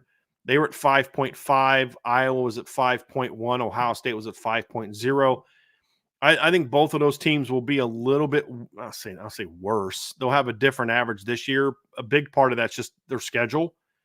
I mean, you look at Ohio State last year, they didn't really play anybody that could throw the football overly well until the bowl game, really. I mean, Michigan was pretty efficient, but they weren't a great passing team. They played Indiana, Youngstown State, Western Kentucky was overmatched. Notre Dame wasn't a great passing team. Maryland, Purdue, Penn State, Wisconsin, Rutgers, Michigan State, Minnesota, Michigan, and Missouri. This year, Ohio State plays Michigan State. I think will be better throwing the football this year. I really like Aiden Childs. They play at Oregon, who's going to be better throwing the football. I think Penn State's going to be better throwing the football at Penn State. So it's Nebraska, I think, will be a little better throwing the football this year. Iowa won't be as bad as they were last year. We'll see how they do against a good team. But Ohio State will be in that conversation. I think Iowa will be in that conversation again. Penn State, Big Ten teams are just going to be in that conversation a lot because there just aren't a lot of good throwing teams in that league. So yeah, but I'll buy it though. I'll buy it. I will. So I'll buy that one. Next one is going to be from also Irish Cheesehead. Kingston Viliama Asa will be the young linebacker, everyone but Kaiser, getting the most snaps by the end of the season. I'm selling that. I still think that's going to be Drake Bowen. I know we're all ready to just anoint him as the next one and ignore everything good that Drake Bowen does, but Drake Bowen also played really good at football on Saturday, and it could be Jaden Alsbury that does it. I mean, they're all going to play a bunch. Drake Bowen's a starter. I still believe Drake Bowen will get the snaps there. So no, I don't think it'll be Kingston that does that. Now Kingston's going to play a ton, and he's really good, really good. But I think he's just. I think this is a team that's loaded at linebacker, and there's no reason not to play all of them. So I'm trying to actually look at it this past week, looking at the linebacker snaps this past week. You had Drake and Jalen Sneed tied for the most. No, that can't be. Oh, here we go. There's Jack. Jack had the most at 56. And then Drake and Jalen had 31 each. Kingston had 21 and Jaden Osborne had 17. I think that'll be somewhat similar to kind of how they are going to be all year. I think that's going to be kind of how they look all year. Next one at 12-0 from Irish Cheesehead. At 12-0, the Irish are a lock for the 5 seed. No, I don't think that. I think they should be, but I don't necessarily think that that's going to be true. I'll say this. I'm selling it simply because you did use strongly the lock. It's highly likely that Notre Dame at 12-0 is the 5 seed. But you can't convince me that there's no scenario where, let's just say Notre Dame's schedule ends up being as bad as a lot of Notre Dame fans and national media think it's going to be. Louisville loses 4 games. Georgia Tech loses 4 games. Florida State continues to suck. USC loses 3 or 4 games. And you're looking at the schedule and you're like, there's no top 25 teams in there. If A&M is really good and they're ranked, it'll be, well, yeah, but A&M's a much different team now than they were then, blah, blah, blah, blah, blah. And then let's just say there's a scenario in which you've got, let's say, 2 undefeated SEC teams playing. And it'll be hard to get there because they all play each other. But let's just say there's some scenario in which you've got an undefeated, I don't know, Alabama against an undefeated somebody else from the SEC, and that game goes down to the wire. One team wins with a walk-off field goal, walk-off touchdown, something like that. Or let's just say you're in a situation where Ohio State is 11-1, and they're playing 12-0 Oregon, who beat Ohio State in the regular season. And then Ohio State wins the rematch on a neutral field by a last-second field goal. You can't convince me in either scenario that the committee will definitely put Notre Dame ahead of an undefeated Notre Dame team against a not very good schedule. If it turns out that way, over a SEC or Big Ten champ whose only loss came in the championship game. You won't convince me of that. So you just, you can't. And honestly, if we're being honest as Notre Dame fans, if the schedule ends up being as bad as it's starting to look right now, if USC and Texas A&M end up being really good, Florida State sucking has really hurt Notre Dame's strength of schedule a lot. They need Louisville to be really good. They need USC to keep winning, and they need Texas A&M to keep winning in order for them to be over a one. Now, here's the deal. If there's like a one-loss SEC team or Big Ten team that's not the conference championship runner-up, then no, they won't. That won't be the case. So you're not going to be in a situation where, let's say a team goes 11-1 and doesn't play for the conference championship. I don't think that team's going to be over Notre Dame, but I do think they're going to look at some of these teams and say, hey, listen, they went 12-0 in the regular season. Notre Dame went 12-0 in the regular season, and that team played a lot harder schedule. If the loser also gets beat convincingly, that'll also drop them below. But y'all need Notre Dame's schedule to end up being better than it looks right now. That is for sure. And I don't even think it's as bad as people make it out to be, but perception is there. I think Louisville's a good football team. I think USC is a good football team. I still think Texas A&M's a good football team. Hopefully Georgia Tech can keep rolling. But Florida State's the only team outside of USC and A&M that had the perception. Like, let's be real. 10-2 Florida State is going to be perceived and going to be ranked much higher than a 10-2 Georgia Tech team. Can we all be willing to admit that that's just always going to be the case? A 10-2 Florida State team with a similar resume to a 10-2 Georgia Tech team is always going to be ranked higher than a 10-2 Georgia Tech team. It's just the reality. And I'm not saying I agree with it, but that's the reality. Beating Georgia Tech is not going to carry the same perception of beating a Florida State if they're good.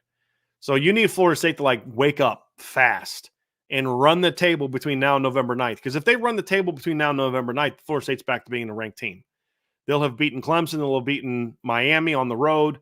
I just don't see that happening because they're awful right now, just awful.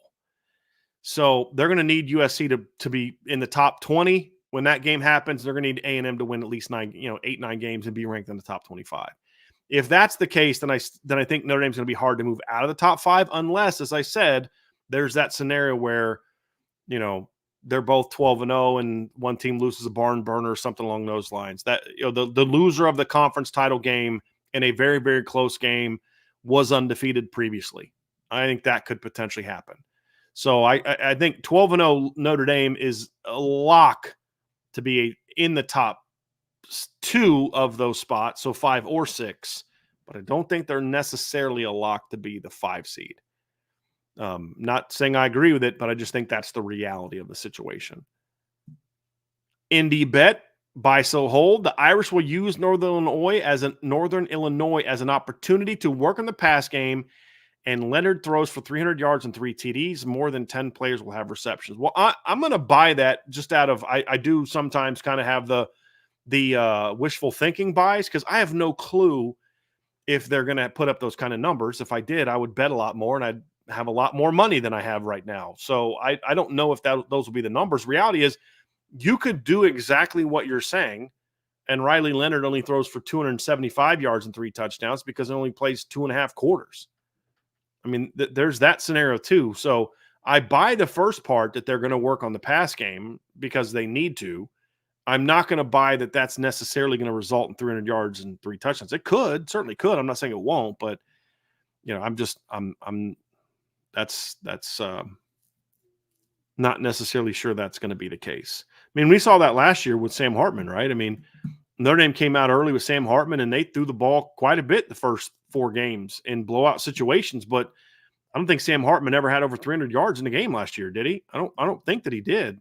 Looking at it, give me a second. I don't think he ever went over 300. Central Michigan's the only game he went over 300. And that's partly because they weren't winning that game by as much. He was very good against Navy, only went 251 yards, very good against Tennessee State early, 194 yards. So 288 against Pitt, didn't play the fourth quarter, 277 against Wake, didn't play the fourth quarter. So, it's possible. I mean, I'll buy the first part, though. Second part, I have no idea. I'll simply buy it because it's a wishful thinking buy. That's where I'm at on that one. Another one from Indy Bet. The Irish will buy, so hold. The Irish will take big leads and force opponents into obvious passing situations so much that will set our modern record for interceptions in a season. Yeah, I'll buy that. I mean, they've already got 2. That's a great start, right? I'm going to have to look up and see what the team record is for interceptions for Notre Dame in a season. I know it's deep into it's definitely in the 20s.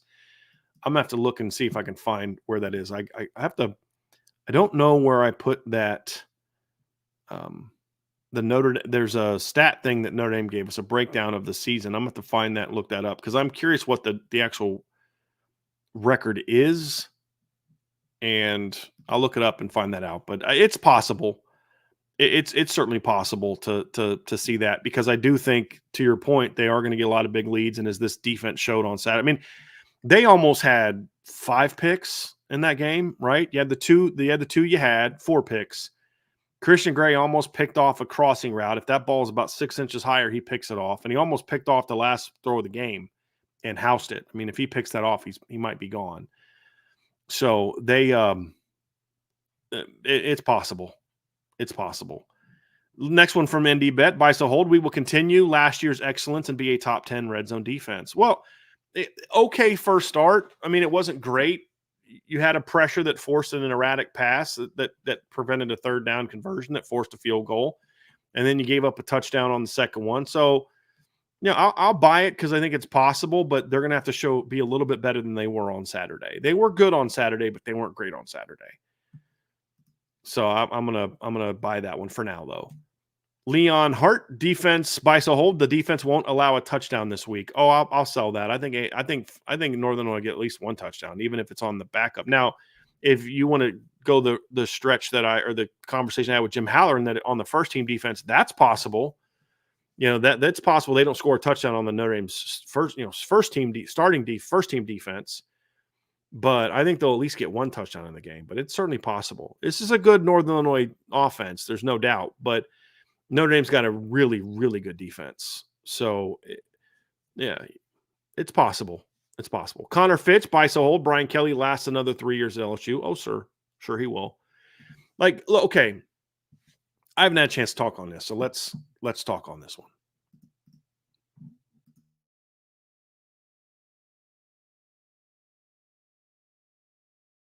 And yes, I did say Leon Hart because I refuse to say that name publicly.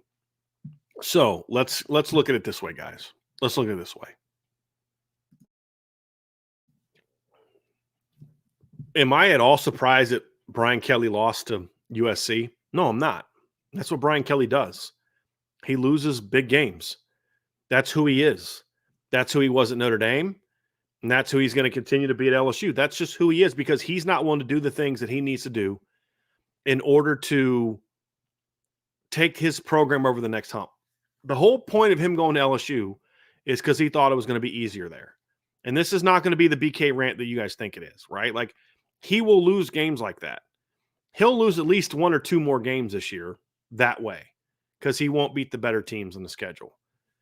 But Sunday's game did not show us anything that we didn't already know. And this is who he is. I mean, like I was in a debate with a Notre Dame fan, and I swear that the Notre Dame there's two people that drive me nuts. One are the people for Notre Dame fans that still just want to be apologists for Brian Kelly. Apologist does not mean saying, hey, Brian Kelly did a lot of good things for Notre Dame. That's not being an apologist. That's being honest. Brian Kelly did do a lot of good things for Notre Dame. If you say otherwise, you just dislike the guy and you're not wanting. He did some good things. There's no doubt about it. But what I'm talking about are people who just continue to say, well, I got to see more from Marcus Freeman because he's not Brian Kelly. And I'm thinking, how's he not Brian Kelly yet? He is Brian Kelly already. Because here's the thing. Well, Brian Kelly did this, and this. Okay, listen.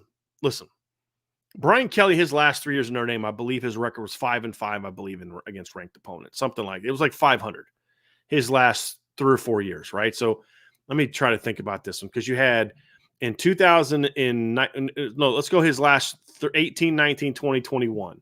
His last 4 years at Notre Dame, I believe, is when he had that record. So if you look at 2018, Notre Dame that season went 1, 2, 3, 4-1 against ranked teams, right? So very good, did well.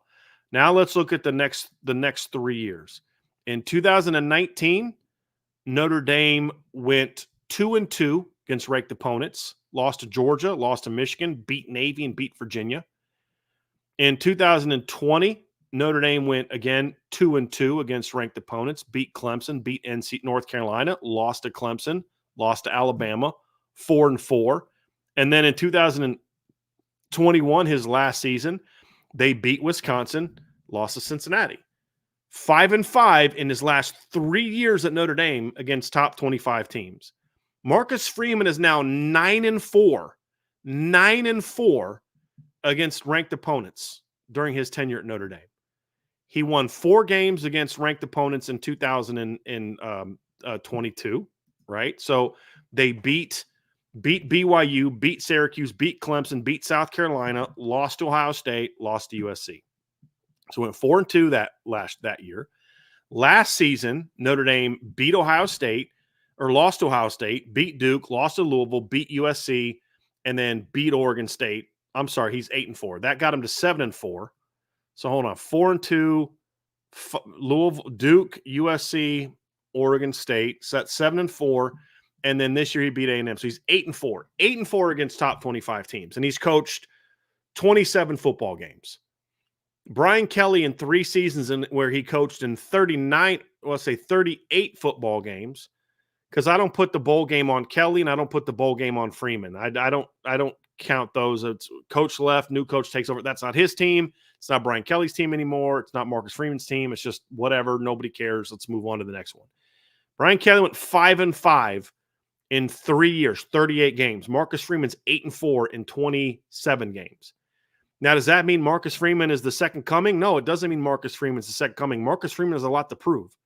But what it tells me is he's already better than what Brian Kelly was. Brian Kelly went 16-10 his first 2 years, lost to Navy, right? Lost to Tulsa, lost to some South Florida, lost to Pitt. Well, he inherited a worse situation. Did he really?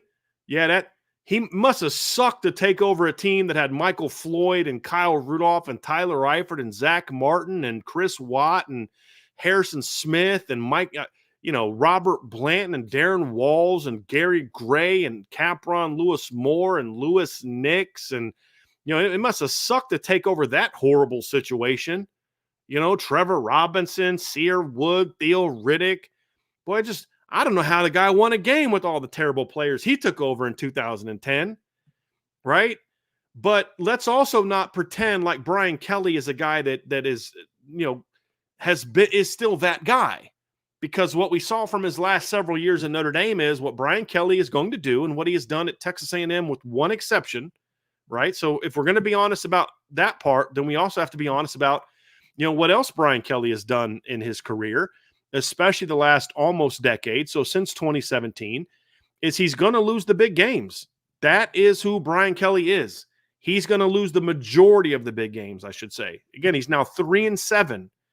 In the same stretch in which Marcus Freeman is 8-4 against ranked teams, Brian Kelly's 3-7 against ranked teams. 3-7. Well, guys, Brian Kelly's I think he's lost 8 games total? So only one of the games he's lost was against an unranked team, and that was the Texas A&M in his first year. They beat number 7 Ole Miss his first year. They weren't that good. They did beat a good Bama team that year. Lost to Tennessee. Got blown out by Tennessee. Lost to Georgia. Florida State should have been ranked that year.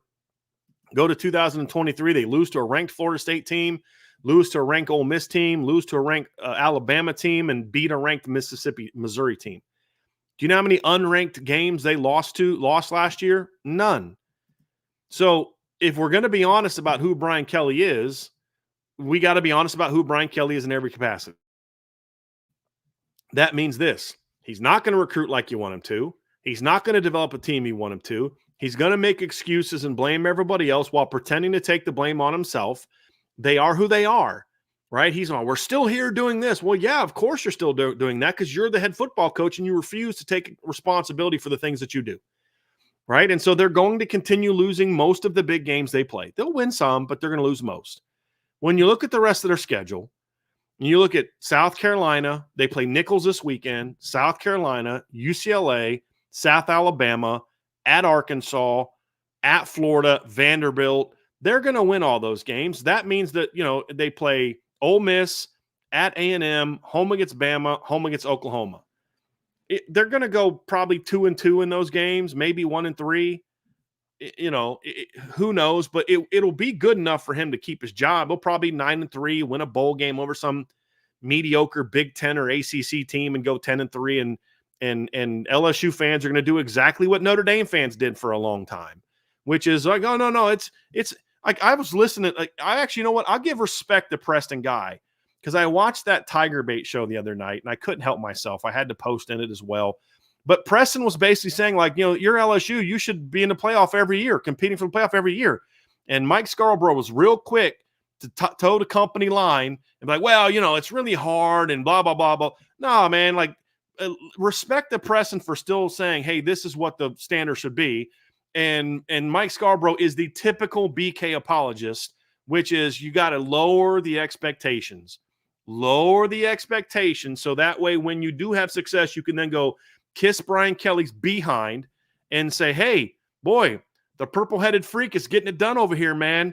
You know, he's getting us to the playoffs once every 5 years. You know, he's the man, right? Because it's hard to win football games. It's hard to win, you know, in the SEC, especially now that you got Texas and Oklahoma. Let's make all these excuses why a team that's won 3 national titles in the last 20 years can't be in the playoff most years. So respect the Preston for still holding the standard of what LSU football should be about. And it was very pointed out very clearly by Mike Scarborough, like, hold on now.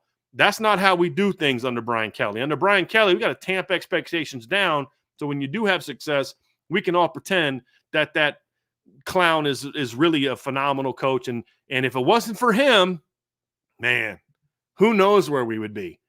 The only other people that drive me nuts, and they're not quite as much as that, are the people who, you know what's funny is like you cannot find more than maybe 5 Notre Dame fans on Twitter right now who will defend Kelly. And you know what? They drive me nuts, but at least they're still sticking to what they always were. What I get pissed at, to be honest with you, are the people that now jump on the Brian Kelly sucks bandwagon who used to talk so much trash to me about me when Brian Kelly was here because I was a hater. You just don't like Brian Kelly, blah, blah. And now y'all are repeating the same crap I said for 5 years. You're now acting like, oh, we always knew Brian Kelly was that way. Oh, everybody tried to tell LSU what they were getting. Well, where were you guys? Why didn't y'all have my back when he was the head coach? Why did I get so much crap from all of you clowns when he was the head coach?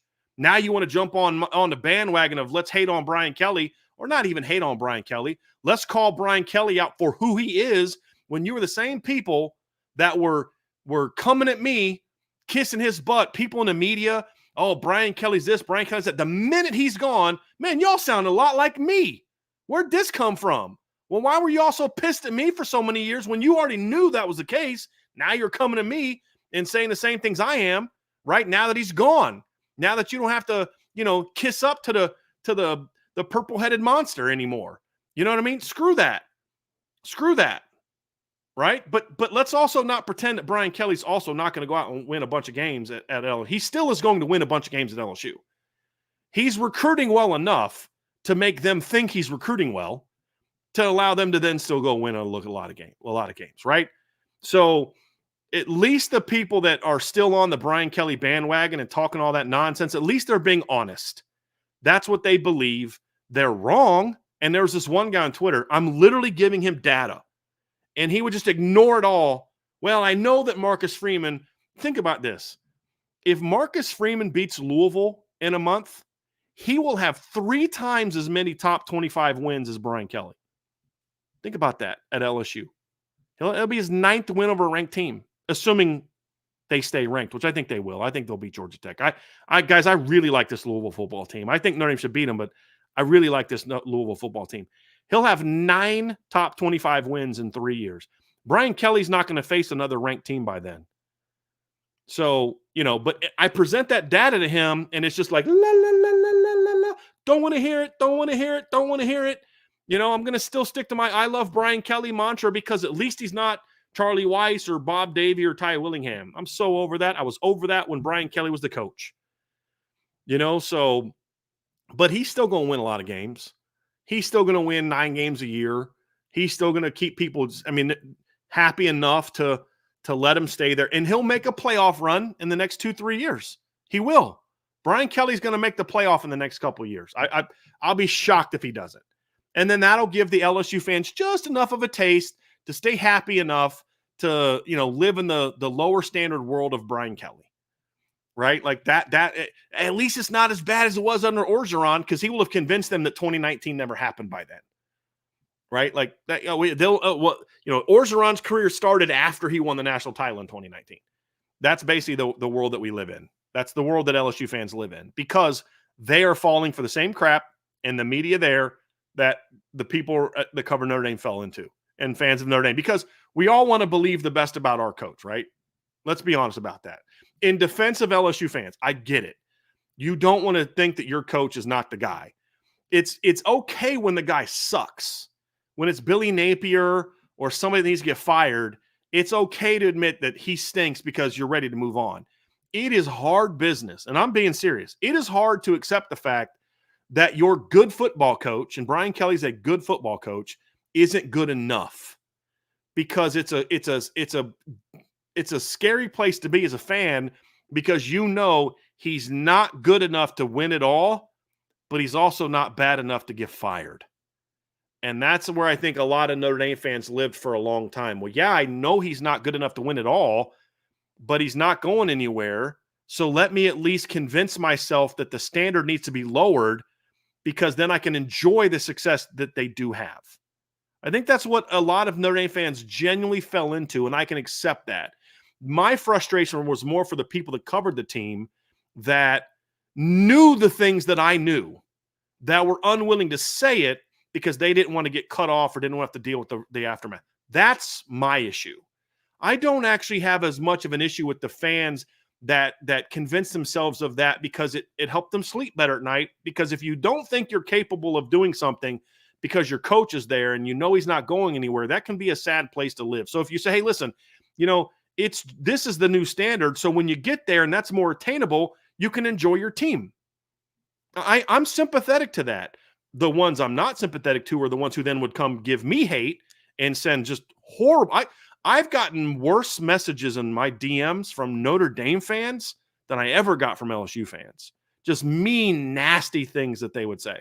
Why? Because I called Brian Kelly out. Now, those same people will now say, oh, Kelly sucked and blah, blah, blah, blah, blah.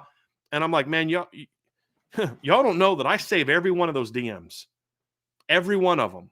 Shouldn't, but I do. So I've got the receipts, but the normal fan that convinced themselves of, 10-3 is pretty good. In this era of NIL, this is what LSU fans, in this era of NIL, you've got Texas and Oklahoma in the league. We don't buy players. We don't, it's hard. And this, 10-3 is pretty good. Give me the occasional playoff run and maybe make it to the semifinals one year. And that's good enough, because in this era of college football, that's the best that we can do. And so when you achieve it, you're happy. That's what Notre Dame fans did for a long time. And I understand it. I do. I didn't agree with it. It wasn't how I looked at it, but I truly understand. I'm sympathetic to it, because otherwise it's just, you're always miserable. I know this team has no chance at competing for a championship. And as long as that's my standard, then I'm just going to be unhappy. But if I convince myself that the standard should really be 10-2, and you're getting to 10-2 most years, I can be happy. I can be happy. And, and that's kind of where it's at. Right. And so I'm sympathetic to that from the normal fan, not the clowns on Twitter that just would go after people. Anyone that said a bad word about Brian Kelly. It's about just the normal fans that just want to enjoy their football team. I'm very sympathetic to that. But that's what LSU is going through right now. And they're going to have their loud vocal people who aren't accepting of this, but by and large, the media will accept it, and the casual fans, because that's who really he's trying to win over. You're never going to win over the trolls on Twitter, because those people are just going to always find something to hate on you for. You're trying to get the casuals. You're trying to get the boosters to accept their lot in life. That's who really matters, and that's what Brian Kelly was good at winning over at Notre Dame, and that's who he's going to win over at LSU, which is why, in a very long answer, I will buy that he'll be there at least another 3, because he's not going to leave. I mean, I don't think anyone's going to give him the money he's making at LSU right now, and they're not going to fire him unless they just completely fall apart this year, and I just don't think they will. I don't see any scenario in which LSU falls apart. That's a good football team, guys. Part of this is USC is better than people thought, and we talked about this on the show all summer. D'Anton Lynn was a great hire. Doug Belk and Eric Henderson as assistants were great hires. They got good players in the portal this offseason. That's a good football team. And Lincoln Riley tried to give LSU that game. I mean, for everybody, this is a great win for Lincoln Riley. I'm like, is it really? Because Lincoln Riley tried to hand that game to LSU in the fourth quarter. LSU was just like, guys, listen, we are trying to give you this game.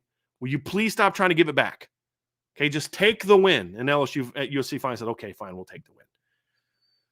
But that's still a good USC football team. It was not. It was a neutral site game, and LSU competed to a degree. So, and that's going to be the spin. And when they go out there and they beat these next few teams, they're going to kill Nickel State this weekend. They're going to smash South Carolina. They're going to smash UCLA. They're going to smash South Alabama, and all the LSU fans will be like, see, we're a better team than that. The key game for them is the Ole Miss game at home. They got to win that game or people start to ask questions. And you know what? I'll say this too. Respect to Bryan Kelly. I didn't hear it, but somebody sent me. Somebody asked him about playing because the LSU fans are like, we shouldn't play these tough games at the start. And Bryan Kelly said, no, I don't agree with that. From what I'm told, Bryan Kelly said, I don't agree with that. I don't see how we get anything out of beating somebody like 70-0. You know what? I don't often agree with Bryan Kelly, but that's one where I give him respect. Now, that at least what he said publicly. Now, behind the scenes, he could be telling the AD, don't ever schedule another game like this. And then he can then blame the AD when it happens. But yeah, I think he actually believes that. And that's why he said it. So I respect that part of it, because you don't get anything out of beating some crap team 70-0. That doesn't make you a better football team. Because, again, let's say LSU would have played, let's just think of a team that's not very good. Let's say they would have played, I don't know, Akron in the opener and beat them by 40. Okay, so then they go out and beat Nickel State this week, and then they beat South Carolina, UCLA, and South Alabama, and they're 5-0 going to play Ole Miss. Here's the deal. The warts that team has have not been exposed until you get to Ole Miss, and then until you get to a week later at Arkansas, and then a week later at Texas A&M, and a week after that home against Alabama. That's a tough stretch. What you've done now is you've had your warts exposed by a good football team out of your conference, because LSU's destiny for the playoff is still 100% in their own hands. LSU right now completely 100% controls their destiny for the playoff. If they win the rest of their games, they lock an automatic berth into the playoff. Don't you want to have your warts exposed in the opener against a good USC team than against Ole Miss in a month because you just rolled through and out-talented 5 teams who stink? So I think there's a lot of merit to playing one of those games non-conference, and LSU now knows what they need to work on. And I'd rather find out against USC than Ole Miss. There's no doubt about it. Because then if they do beat Ole Miss, you can say, well, yeah, we figured those things out. That was the opener. We're a better team now. And they'll be right to a degree. So that's why I think games like that are smart, very smart for teams that especially want to challenge themselves. Michigan last year was the anomaly. As USMA said, they're the exception to the rule. But I would also say Michigan's team last year, they knew who they were going into the season because they had so many guys coming back. There's a much better sense of we know exactly who we are. LSU doesn't have that benefit this season. Next one from Connor Fitch, a wide receiver goes over 120 yards against Northern Illinois. I hope I'm gonna optimistically buy that one just because I want it to happen. I don't know that it will, but that means because if somebody goes over 120 in this game, it's most likely going to be on a smaller number of catches, like 5 or 6. So that means there's some big plays. So I'm going to buy that one, Connor, just because I want it to be true. And I'm sure everyone is thanking Connor for the Bryan Kelly question, because that got me on my I didn't think it was going to be a rant on Bryan Kelly, but it ended up turning into one.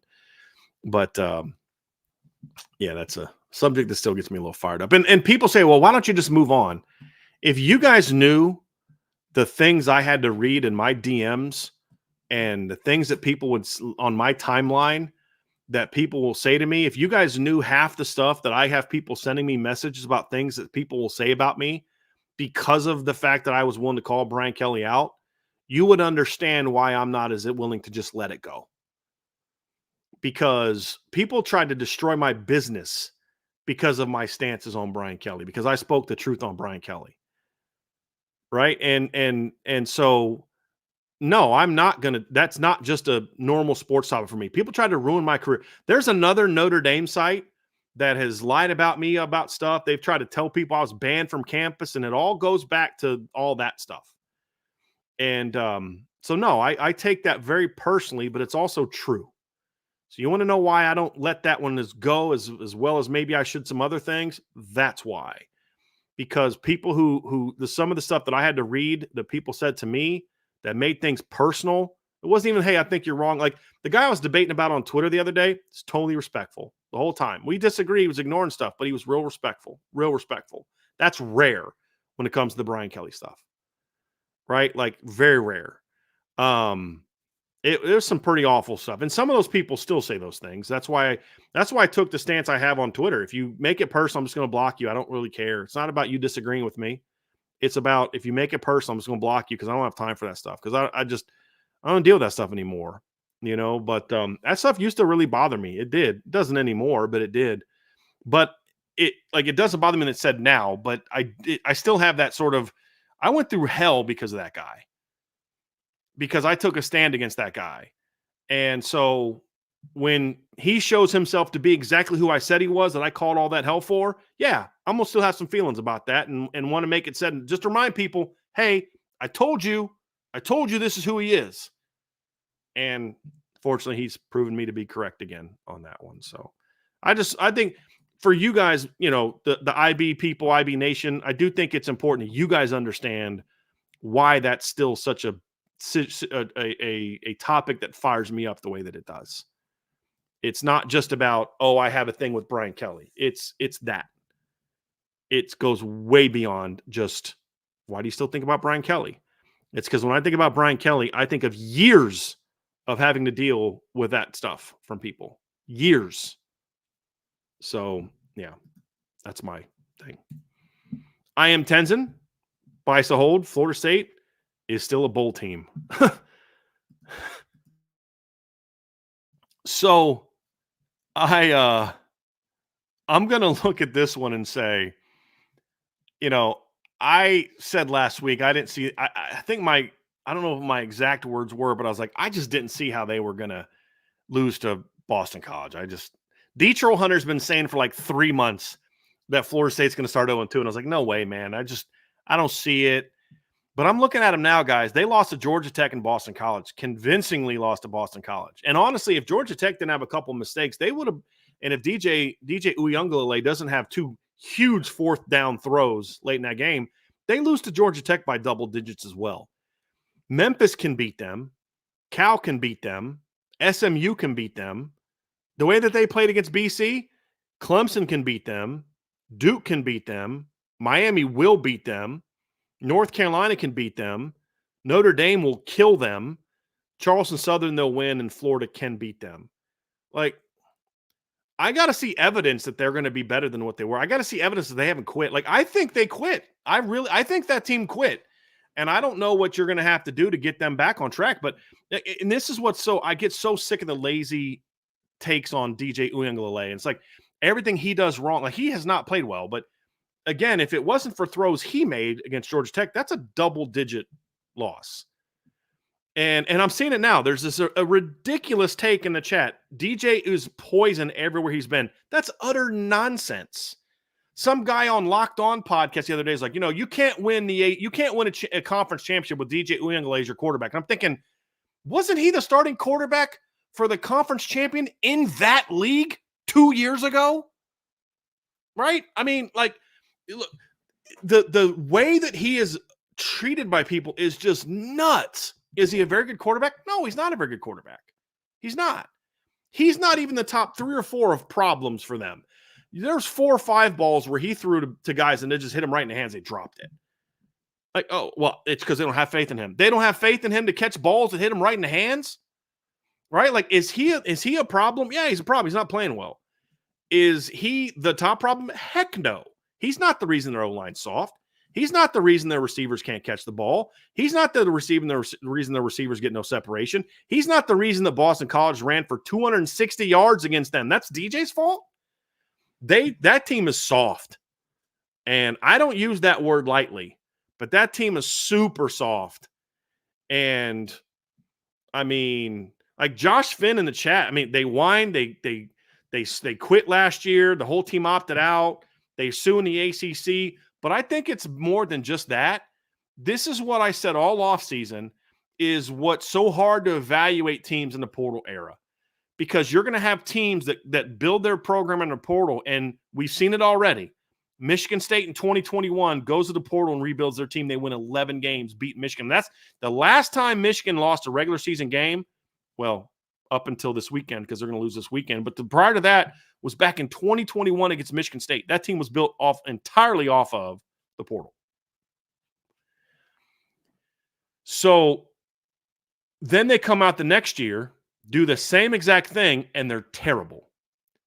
USC goes to the portal to rebuild their roster in 2022. Works like a charm. They go 11-3 after being 4-8 the year before, play for the Big 12 title or Pac-12 title, lose. And then they do the same thing in 2023, and they're awful. Florida State goes out and goes through the portal the first couple of years. It works out pretty well. And then now they go to the portal, and it hasn't worked at all. And it's just so hard to have a culture over a period of time when you're just going over and over and over again just kind of your roster's just being turned over every year. It's hard to really keep your culture going. And it's like, but here's the crazy thing. It's like even some of their returners are regressing. Like their offensive linemen that are 6-year stars, those guys have played a ton of football. And they're way worse this year than they were last year. It's bizarre. Very, very bizarre. So, and guys, it's not a guarantee they're going to beat Memphis this weekend at home, folks. It's not. It's not a guarantee at all. And I am very curious to see how that game plays out. Very curious to see. Because if they lose to Memphis, oh my. Like, this could be as bad as, if not worse, than Notre Dame 2016. It could be that bad.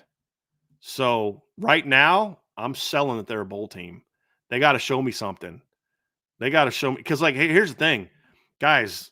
Their opponents on their schedule, they got the scent of blood in the water, and they're going after it. Like, this is your chance to bury Florida State.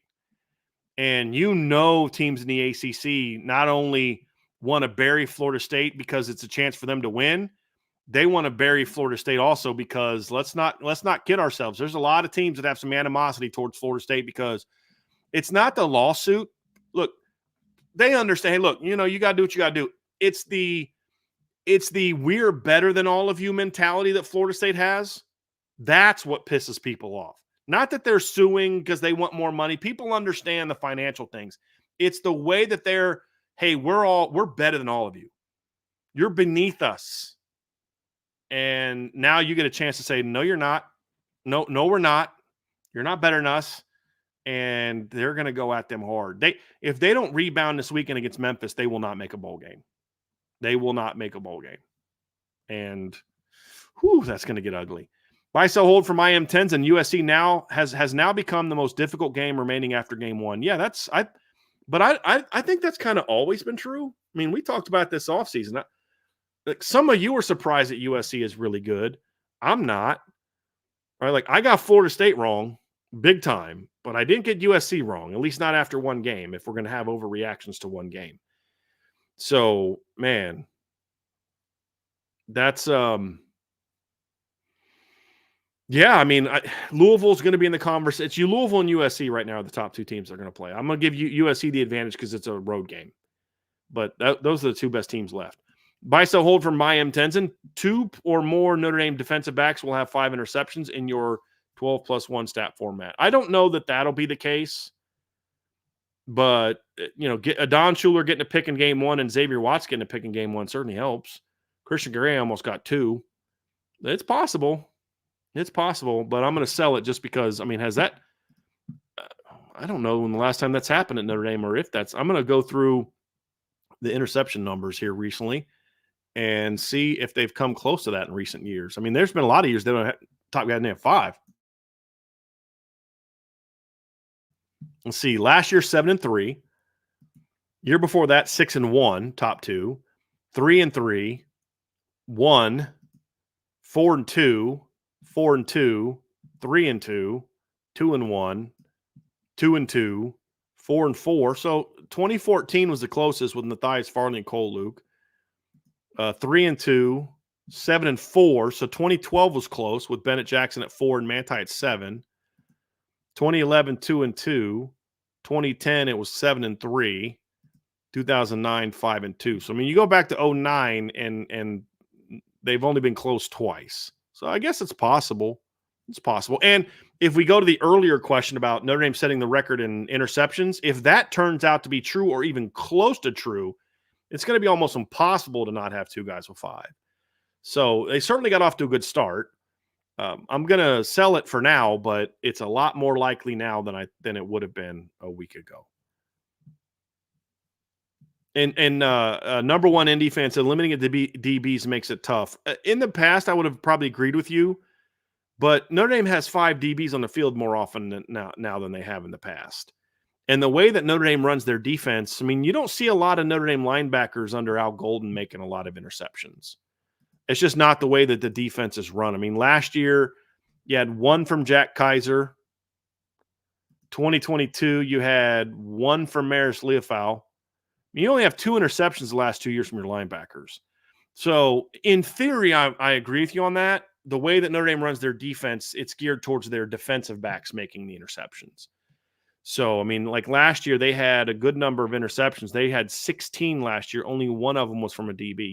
You're a linebacker or D lineman. Every other one was from a DB. Xavier had 7. Ben had 3. Mickey had 1. Clarence Lewis had 1. Christian Gray had 1. DJ Brown had 1. And Ramon Henderson had 1. So that's yeah. I am Tenzin also says Preston Zinner buys a hold. Preston Zinner will finally be given some kind of positional flexibility to be a niche pass rusher, whether hand and ground or second level. Let's say 3/4 way through the season. I don't know if it'll happen this season, but maybe the off season. But I would actually love to see him get that chance. But it's just like I think Preston Zinner is a really good football player. The problem is they're absolutely loaded that position. I mean, in Preston Zinner's problem is timing. If Preston Zinner would have been here 3-4 years ago, I mean, look, Preston Zinner as a sophomore, in my opinion, based on what I've seen from practice, is better than Notre Dame's starting will linebacker the last time they went to the college football playoff. If you could take Preston Zinner from 2024 and put him in a time machine and put him back on the 2020 football team, he starts at will linebacker, in my opinion. Or maybe he starts at Mike and you move Drew White out to will. But he's a better football player, in my opinion, than what Shane Simon was. He's more instinctive, he's bigger, and he's every bit as athletic, if not more athletic. He's a little looser in the hips than Shane was. Shane may be a touch faster, but he's more agile than he was. So he's at a time when Notre Dame's linebacking core is as deep and as loaded as it's been in a very long time with just athletes. Just athletes. So I'm going to sell that for now. But for this season, let's revisit it again in the summer or in the off season. Missed Emil Wagner buys a hold. We as Notre Dame fans should not worry about wide receiver recruiting so much because we have shown we can win without a dominant wide receiver 1 and we can still win a championship with this approach. I'm selling that. I'm selling that big time because number 1, you should always strive to recruit a position as best as you can. You should never settle for just being okay at something. I think that Notre Dame's receiver recruiting has been better than people give it credit for, but it can and should be better. And Notre Dame has shown that they can win 10 games without a dominant wide receiver 1, but they've never sniffed a championship, ever sniffed a championship. Now, you could say that other teams prove that they can win without that type of player. Michigan didn't have that kind of player last year. Roman Wilson's a good football player, but he's not that. Notre Dame can have a Roman Wilson type, but again, Michigan's the exception, not the rule. And now I don't believe you're someone who needs, I'll say that you can win a championship without a quote unquote wide receiver 1 if you have something that's truly elite somewhere else. You're an elite running team and an elite defense. Or as Georgia did in 22 and 21, you've got an elite tight end who is a pass catcher. And so like Brock Bowers was a legitimate pass weapon like a wide receiver. So yeah, it's possible that way, but doesn't mean you should settle for it. I mean, look, I want to see Notre Dame do it with a really elite tight end and really good receivers. It just makes you a lot harder to beat, in my opinion. So I think that you still need to strive for that. Buy so hold from Mr. Emil Wagner also. The approach for the A&M game was the same as the Ohio State game, meaning they condensed the offense to maximize not making mistakes. The difference is it worked this time. Well, it's worked this time because it was against not as good of a football team. A&M's not as good as Ohio State. So again, you can't always have that mentality. I'm fine with it against Texas A&M, but it worked this time because it was a different opponent. Would it have worked if they played Ohio State in the opener? I don't know that it would have. You still have to be willing to score in those big games. I'll take that to my grave. You have to be able to score in those to win those games, in my opinion. So, yeah, it worked because you played a team that's not as good as – and I told you that beforehand. A&M is not Georgia. They're not Ohio State. They're not Alabama. They're a good football team. That's a great win. But it doesn't mean like, oh, now this strategy works. No, this strategy has worked against teams like that in the past. You still got to be able to make plays and go out and score and beat those teams. You can't just hope to do that and beat Ohio State or beat Georgia. It won't work. It just won't work. Bozilla 14 buys a hold. The Big Ten is the best conference this year overall after week 1. Well, I mean, honestly, I'm holding on this one because I don't know that anyone has established themselves as like the best conference in college football right now. I mean, everybody's had their issues, right? I mean, the SEC had some blowout wins, and everyone's always scored, but they're ignoring the fact that they went 1-3 against ranked opponents. Right? You say, well, ACC, had some good wins. ACC had one of those wins. Miami blew out Florida. Notre Dame's considered a de facto ACC team, right? I mean, a Big Ten team beat an SEC team, but an SEC team also beat an ACC team. That Virginia Tech loss to Vanderbilt hurt. Clemson got blown out. I don't know that anybody, and then the Big 12 hasn't really been challenged by anybody. They haven't played anybody. The Big 12 is what, 14-2, and West Virginia lost to Penn State. I mean, if I had to pick somebody, this is tough because, who did the Big Ten beat? Penn State had a good win at West Virginia. They should have beat West Virginia. I don't think Ohio State lit the world on fire. Northwestern barely beat Miami. Penn State had a good win. Oregon sludged. Well, USC win over LSU. That helps. I kind of forget about the Pac-12 teams. If I had to pick a team, I'd say sure, Big Ten's the top, but it's nobody had a holy moly, what a great week from that conference this year. Remember the Pac-12 got off to a great start last year? I don't know that anybody did that this year. Did the Big Ten have a loss? Minnesota's the only team that lost in the Big Ten. Iowa has an offense, at least against FCS teams. Y'all see that, right? So, yeah, we'll see. No, I'm holding that because I don't know that if I had to pick one, I'd say, yeah, sure, Big Ten, but I'm holding because I don't know that anybody could have done that. Somebody said Texas Tech was the most disappointing team in week 1. But, they gave up 51 points to Abilene Christian. They won the game, but they gave up 51 points and needed overtime to beat Abilene Christian. That is not good. That is not good. So I agree with you on that one. I don't know if they were the most disappointing, but, yeah. All right, next one is Boston College will reach 7 wins in Bill O'Brien's first year. If you'd have told me that a week ago, I'd have said there's no way. I still have my doubts. And I wonder, was it just that good or was Florida State that bad? But look, that was a Boston College played hard in that game. They played very hard and they did not back down. And I got to give them credit for that. So they're 1-0. They'll beat Duquesne. Let's say they beat Western Kentucky at home. They beat Syracuse at home. They win one of North Carolina, Pitt at home. That gets them to 5 wins. That means they need to beat one of Michigan State at home, at Virginia Tech, Louisville at home, at SMU, and then the other North Carolina Pitt game. That's a lot more possible now. So, yeah, I look, yes, Florida State was soft, but Boston College took advantage and played hard. And Florida State answered to make it 21-13, and Boston College came right back. I mean, so I was impressed by what they did. I was. I still don't have a lot of faith in Bill O'Brien, but you can't hold on to your beliefs to the point where you're just ignoring data. 1 week doesn't change completely the belief, but I'm more open to the idea that Bill O'Brien might actually be good there based on one game. Now I just need to see it a little bit more consistently. They should beat Duquesne this week, and then how do they do against Missouri and Michigan State back-to-back games? That'll really tell us if what we saw Monday night was legit or not. But they look good, man. They were physical, very physical. Buy, sell, hold. The Texas pipeline for Notre Dame recruiting will grow in the next few years because they beat Texas A&M. It helps. Yeah. Yeah. I mean, look, you can't ignore that. It absolutely helps. Now, it could get negated next year if you lose at home to Texas A&M. So you got to keep it rolling. But, yeah, it certainly helps. Absolutely helps. No doubt about it. Another few more from Bozilla. BK will not finish the length of his contract while he is at LSU. When does Brian Kelly's contract end? Does anybody know the year that Brian Kelly's contract ends at LSU? Let me see here. He signed a 10-year deal, so that'd be 22 to 31. So that's another 7 years.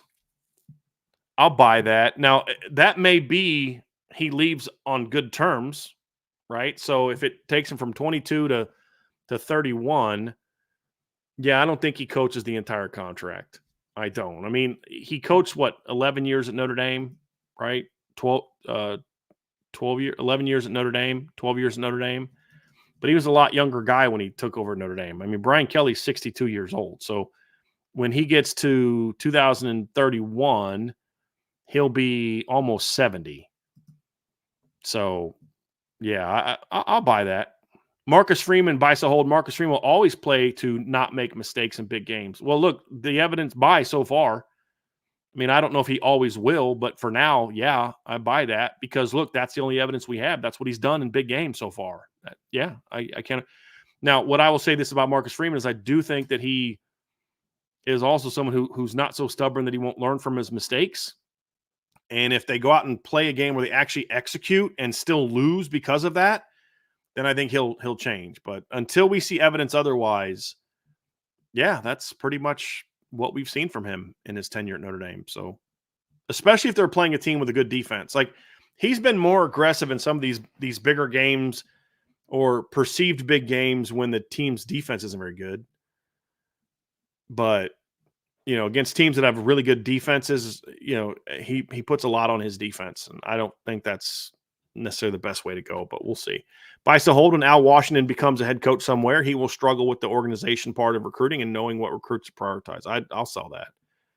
I mean, number one, I don't think that's necessarily something that we know about him. And number two, I mean, that's what you hire a recruiting coordinator for. I'll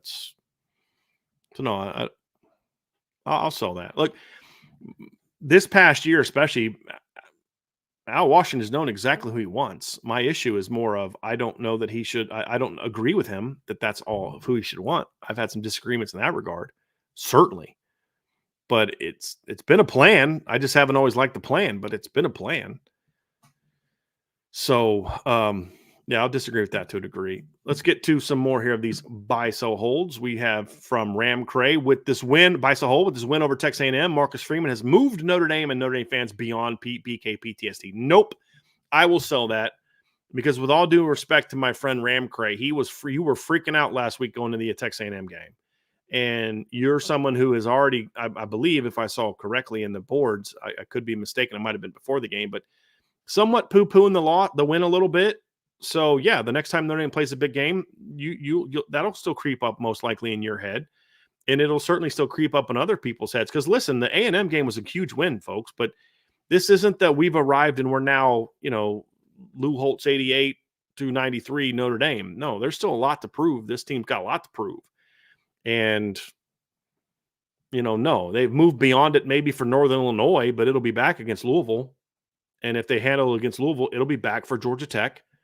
And it'll be back for USC, and then they'll be back in the playoff. So, no, Notre Dame's going to have to do a lot more than beat Texas A&M for that to move all Notre Dame fans past. I mean, some have moved past it already. Some have moved past with this game, but there's still a big chunk that's not there yet. So, hey, let's be real. My guy, Chief Brody, he's not there yet. He still has some BK PTSD. Chief, am I right? You're in the chat. Am I right? You still got a little BK PTSD in you. Why? Because Notre Dame still has a lot they have to prove as a program, and that's factual. I mean, that's not hating. That's just being real. Notre Dame, the standard is championships. Notre Dame is a long way away from proving that they're a championship football team. So, yeah, I mean, does a game like this help? I'll ask Chief Brody. Did this game help you? I would think so, but it doesn't remove it from people that have a really bad. It's like with anything, right? There's degrees to the BK PTSD.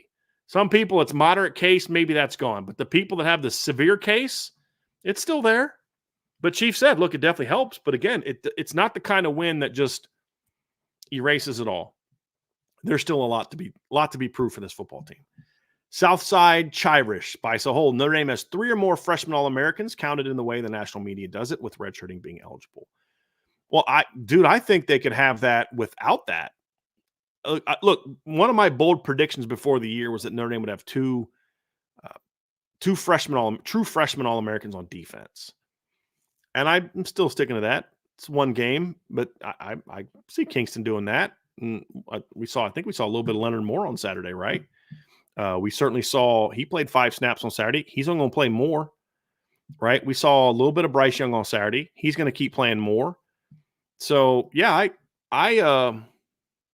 and then of course Anthony Knapp is now starting. Who are some other candidates? I mean, Adon Schuler's a candidate, certainly based on the way your question was. He'd be a candidate. You would have, I'm trying to think of some other positions. Obviously, Sam Pendleton would be a candidate as a redshirt freshman.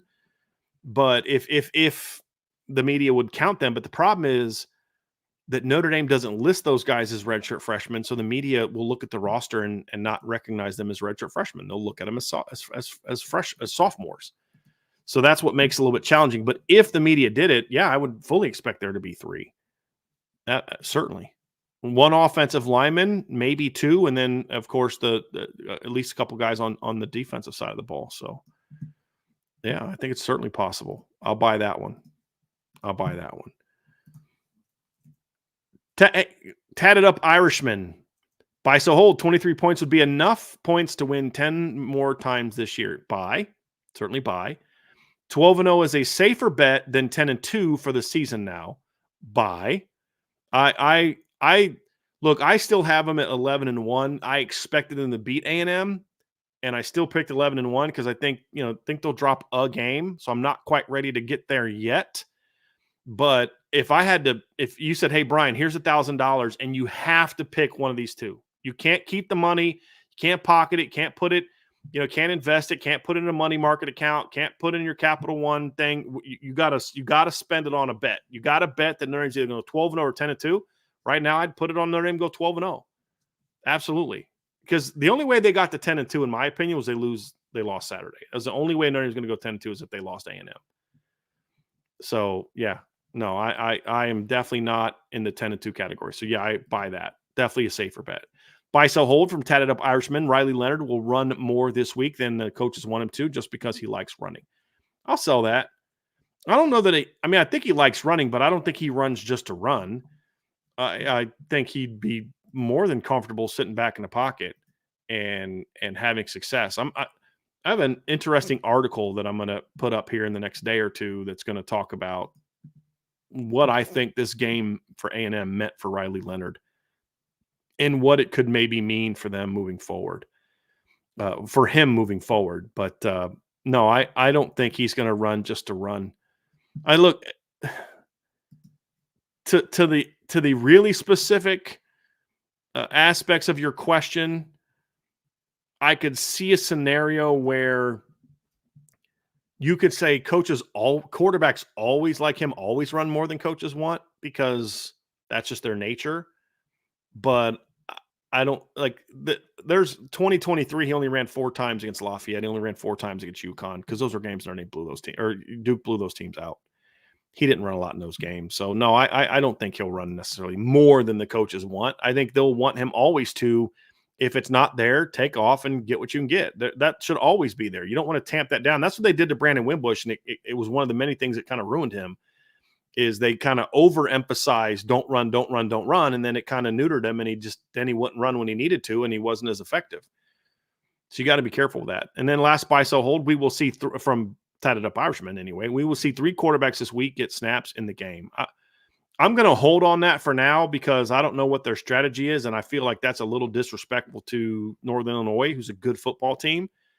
It's possible. I hope it happens, but I'm going to hold that for now just because I want to see. I want to see how this game goes. I'm not on the everything is like perfect now, and this team is going to win the next 15 games. Like there's still Like everyone else, they're still a work in progress. Irish Gordian Knot, Anthony Knapp. Bice hold. Anthony Knapp earns freshman All-American honors this season. I mean, I'll buy it. It's possible. With a lot of these things, I want to pump the brakes on all this kind of stuff. Like another one from Irish Gordian Knot, Jalen Snead enters the NFL draft after this season. Like, there's a lot of let's pump the brakes questions that we saw this time. I mean, there's a lot we still need to see from Jalen Snead. He had some very impressive plays. He had 5 tackles in the game, 1 tackle for loss. If he does that every game this year and he finishes with 60 tackles in the regular season for 10 tackles for loss, it's possible. Sure, it's possible. But let's pump the brakes a little bit on that. And Jalen's game still needs a lot of work, which is a good thing. It's not an insult. That's a good thing. If you can make the kind of plays he made and still have a lot you got to clean up, sure. But one of the receivers scores 3+ touchdowns against Northern Illinois. I'm going to sell that. I hope that I'm wrong, but I'm going to sell that. Let's get to the next one from Eye on the Ball. Buy, sell, hold. The advancement of Anthony Knapp will continue to extend to make him the number 1 starter in 2026. Again, let's pump the brakes a little bit on that. It was 1 game. He held up well. He's got a lot he's got to improve upon. There's going to be a lot of talent coming in that's already on the roster that will be coming back from injury. So let's just kind of pump the brakes a little bit and just be happy with what we saw on Saturday and not start extending this to some big picture down the road thing. Let's just let the young man get a handful of snaps under his belt and see how he looks and then go from there. So we have seen Notre Dame starters have game 1s where they looked great and then not continue that. I do not think that's going to be the case with Anthony Knapp, but I'm just saying, like, we've seen it before. So let's just let him get a few starts under his belt before we start anointing him as the next Zach Martin. But I will say this, very encouraged by his first start. This is not at all meant to disparage Anthony, talk down Anthony, just like Sam Pendleton. Sam Pendleton's got a lot he's got to improve upon. Was I encouraged by their first starts? Absolutely. But let's just let them, let's let them go. Chief Brody says, Bryan, do you know the last 100-yard game from a Notre Dame receiver? Yeah, it's the bowl game against Oregon State. Jordan Faison had 100 yards. And Rico Flores also had 100 yards. I believe it was against Wake Forest last year. So, yeah, they've had a couple in recent games. Yeah, Rico had a 100 against Wake, 8 for 102, and then Jordan Faison went 5 for 105 against Oregon State last year. A Sekalowski, the passing game, Bison hold, the passing game improves greatly, and this will be the best Notre Dame offense of 2017. Agree on both. I'm buying both of those. Yes, they will improve. They will improve the pass game, certainly, and this will be the best offense since 2017. Yes, I do believe that to be true. Because, again, I think that was a really good Texas A&M defensive line. And defense as a whole, that's a really good defense. And they did what they needed to do. I mean, I thought there was no way in heck they were going to run for 198 yards in that game. And they did. Got to get a lot better, but they did. So, yeah, I think this is going to be a really good offense. I do. I think people are like, oh, Notre Dame's offense isn't that good. You guys are nuts, in my opinion. I'm seeing a lot of national people, oh, they're just going to win with their defense. You're nuts. Northern Illinois is going to find that out this weekend. But, yeah, there's not a lot of teams that are going to score more than 23 points on Texas A&M, especially when you take into consideration it was the opener with so many new you want to hear something crazy? Notre Dame started the game with 9 offensive starters that have freshman or sophomore eligibility. 9. The only exceptions were 2 transfers playing their first game at Notre Dame. Started a true sophomore at running back, 2 true sophomores at wide receiver, a true sophomore at tight end, a true sophomore at left guard, a true freshman at left tackle, and 3 redshirt sophomores at center, right guard, and right tackle. 9 players that had freshman or sophomore eligibility in starting lineup on offense. And they went to Texas A&M and won the game by 10 and had a lot of missed opportunities where they could have rolled in that game. So, yeah, they're going to get a lot better. It just hit me last night. I didn't even think about it last night. 9 starters on offense against the number 20 team in the country, against one of the best defenses in the SEC, in my opinion, against one of the best D lines in all of college football. they had 9 starters that had freshman or sophomore eligibility. Like, everybody talks about the lack of starts in the offensive line. There weren't that many starts on the entire depth chart coming into that game. I mean, like, that's impressive. They're definitely going to get better. There's no doubt in my mind they're going to get better. Jalen G. Thank you, ma'am. Mitchell Biso Hold. Mitchell Evans will play fewer than 60 combined snaps in the next 3 games. I'm buying that because I hope that that's true. I would honestly not play him hardly at all in this game if I played him at all. I'd play him against Purdue, and I'd play him against Miami of Ohio to just keep building him to be ready for Louisville. But yes, I would do that. Yeah. Yeah, I would do that. I would limit his snaps the next couple weeks. I'd get him a couple catches because I don't want him going to the Louisville game with like no production at all. Get him a couple catches, but and certainly play him maybe 20, 30 snaps against Purdue. But if you only played him 10 snaps against Northern Illinois or none at all, and 10 to 15 snaps against Miami of Ohio and maybe 20, 30 snaps against Purdue, I'd be fine with that. I'd buy that. Jalen G also asked or says submission by so hold. Jordan Faison will not return until Louisville. I don't know the answer. I don't like speculating on that type of injury return. I mean, we know Mitchell Evans is cleared. They're just kind of being patient with him. Look, I'm not someone who likes to sit a guy until the game you need him. If he's ready to go, if Jordan Faison's ready to go against Miami of Ohio, I want to play him because he's going to need the work with Riley Leonard. That's why I don't want to completely shut down Mitchell Evans because he needs to work with Riley Leonard.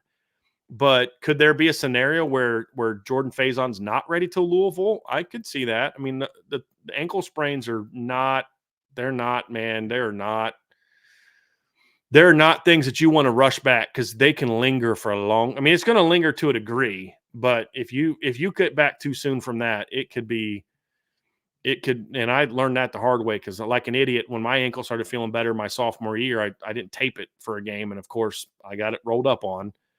And that wasn't fun. And those things can just linger because it felt good. I thought I was good, but then I didn't tape it and, realized it wasn't as strong or sturdy as I thought it would. I thought lack of pain meant not, now at Notre Dame, they're not going to not let you tape your ankle. I mean, it's just not an option. D3 that cares much, But, yeah, I mean, you want to take your time on that one. But if he's healthy and cleared, then you want to get him some work with your quarterback. That's the only reason I'd say in that situation.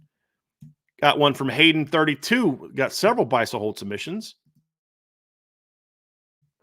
Biso Hold, Notre Dame opens up the pass game and throws for over 350 yards.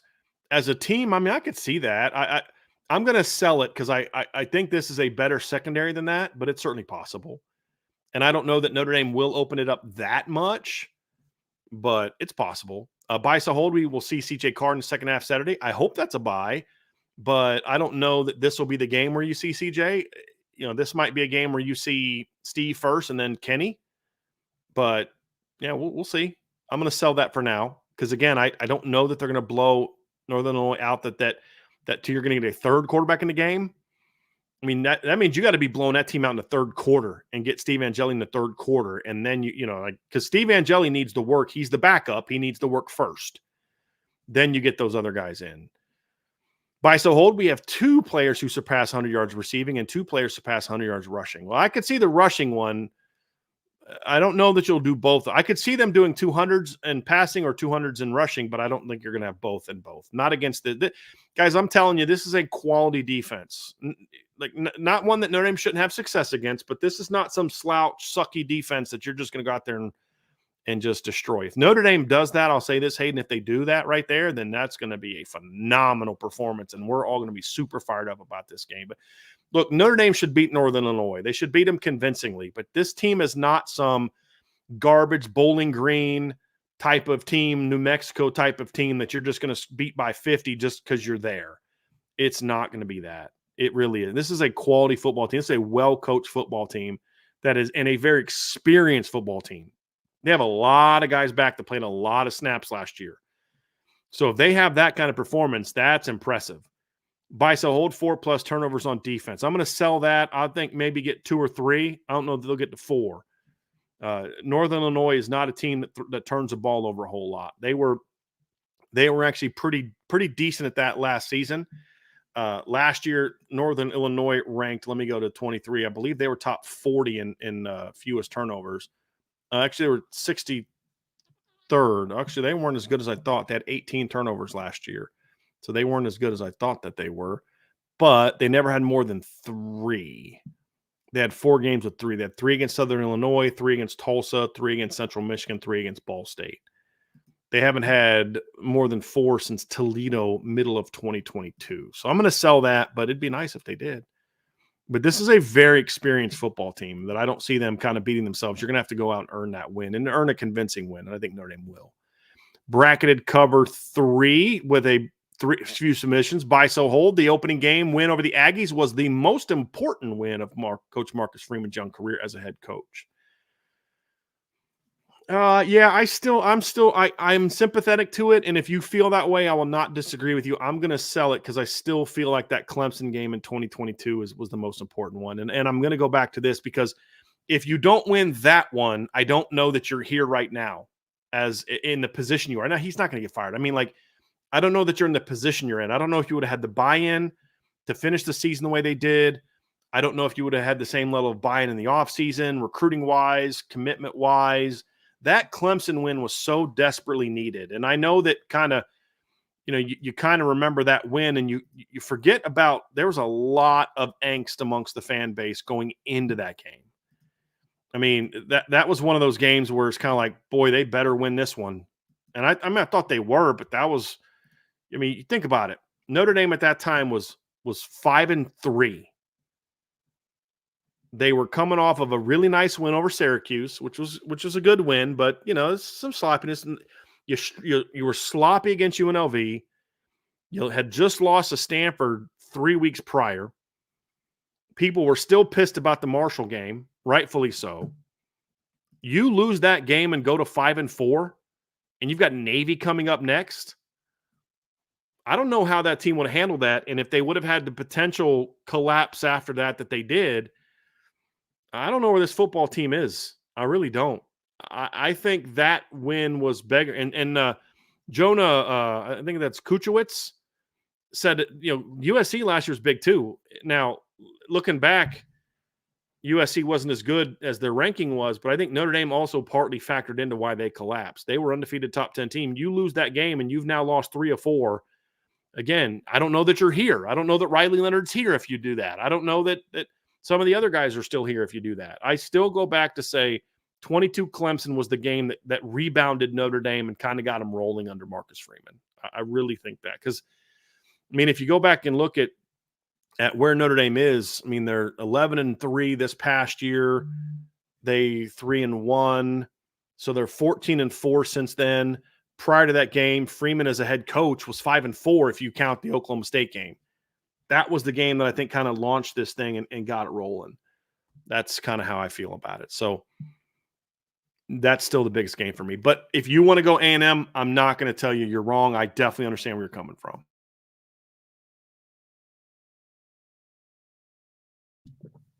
Next one from bracketed cover 3. Jadarian Price is Notre Dame's best running back in terms of vision, instincts, and ability to read blocks. Buy, but slightly. I think Jeremiah Love showed me a lot more patience and vision in the second half of that game against A&M. So, and it's not that Jadarian's not as good. It's more so Jeremiah is raising himself to the level of Jadarian Price. But I'd still give Jadarian a slight lead on that one. Yeah. Bisa Hold, Mike Denbrock, and Al Golden combined to make up the best coordinator tandem in college football. I'll buy that just because we have more of an established track record of Mike Denbrock as a coordinator in recent years compared to Chip Kelly. But, they're in that conversation. If you count Lincoln Riley as USC's OC, I think they're in the conversation. They're not on Notre Dame's level yet because I wanted to see more from Coach Lynn, but yeah, that's fine. I'm comfortable with that. I'll buy that just because I'm in a good mood today. Played like a champion. Bisa Hold, Notre Dame's offense is equally productive as LSU's offense in Denbrock's first year of 2022. I'm gonna sell it because I think they're gonna be better than that offense. That offense in 2022 averaged 34.5 yards per game, or points per game. Excuse me, that'd have been terrible. Averaged 453 yards per game, which is good. I could see Notre Dame being on par with that, but they averaged only 6.4 yards per play. I would absolutely expect Notre Dame to be better there. And I think this team has more home run weapons in the run game. That's a big reason why. That pass offense was pretty good that year. You had obviously Malik Neighbors as a sophomore. You had Keyshawn Boutte, who was, a bit of a knucklehead, but very talented. You had Mason Taylor had a really good freshman year. Bryan Thomas hadn't broken out yet. Kyron Lacey hadn't broken out yet. Their number 3 pass catcher that year amongst the receivers was Jeray Jenkins. So, I mean, I could see Notre Dame having similar yards production, but having a higher yards per attempt production and I expect them to be better than the 5.97 yards per rush attempt that LSU was that year.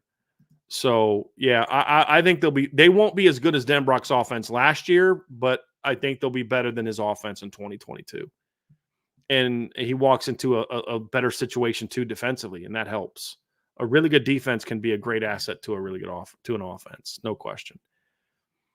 Buy, sell, hold. Notre Dame's offense is more productive than LSU's offense in 2022, taking into both teams' performance over the entire year into account.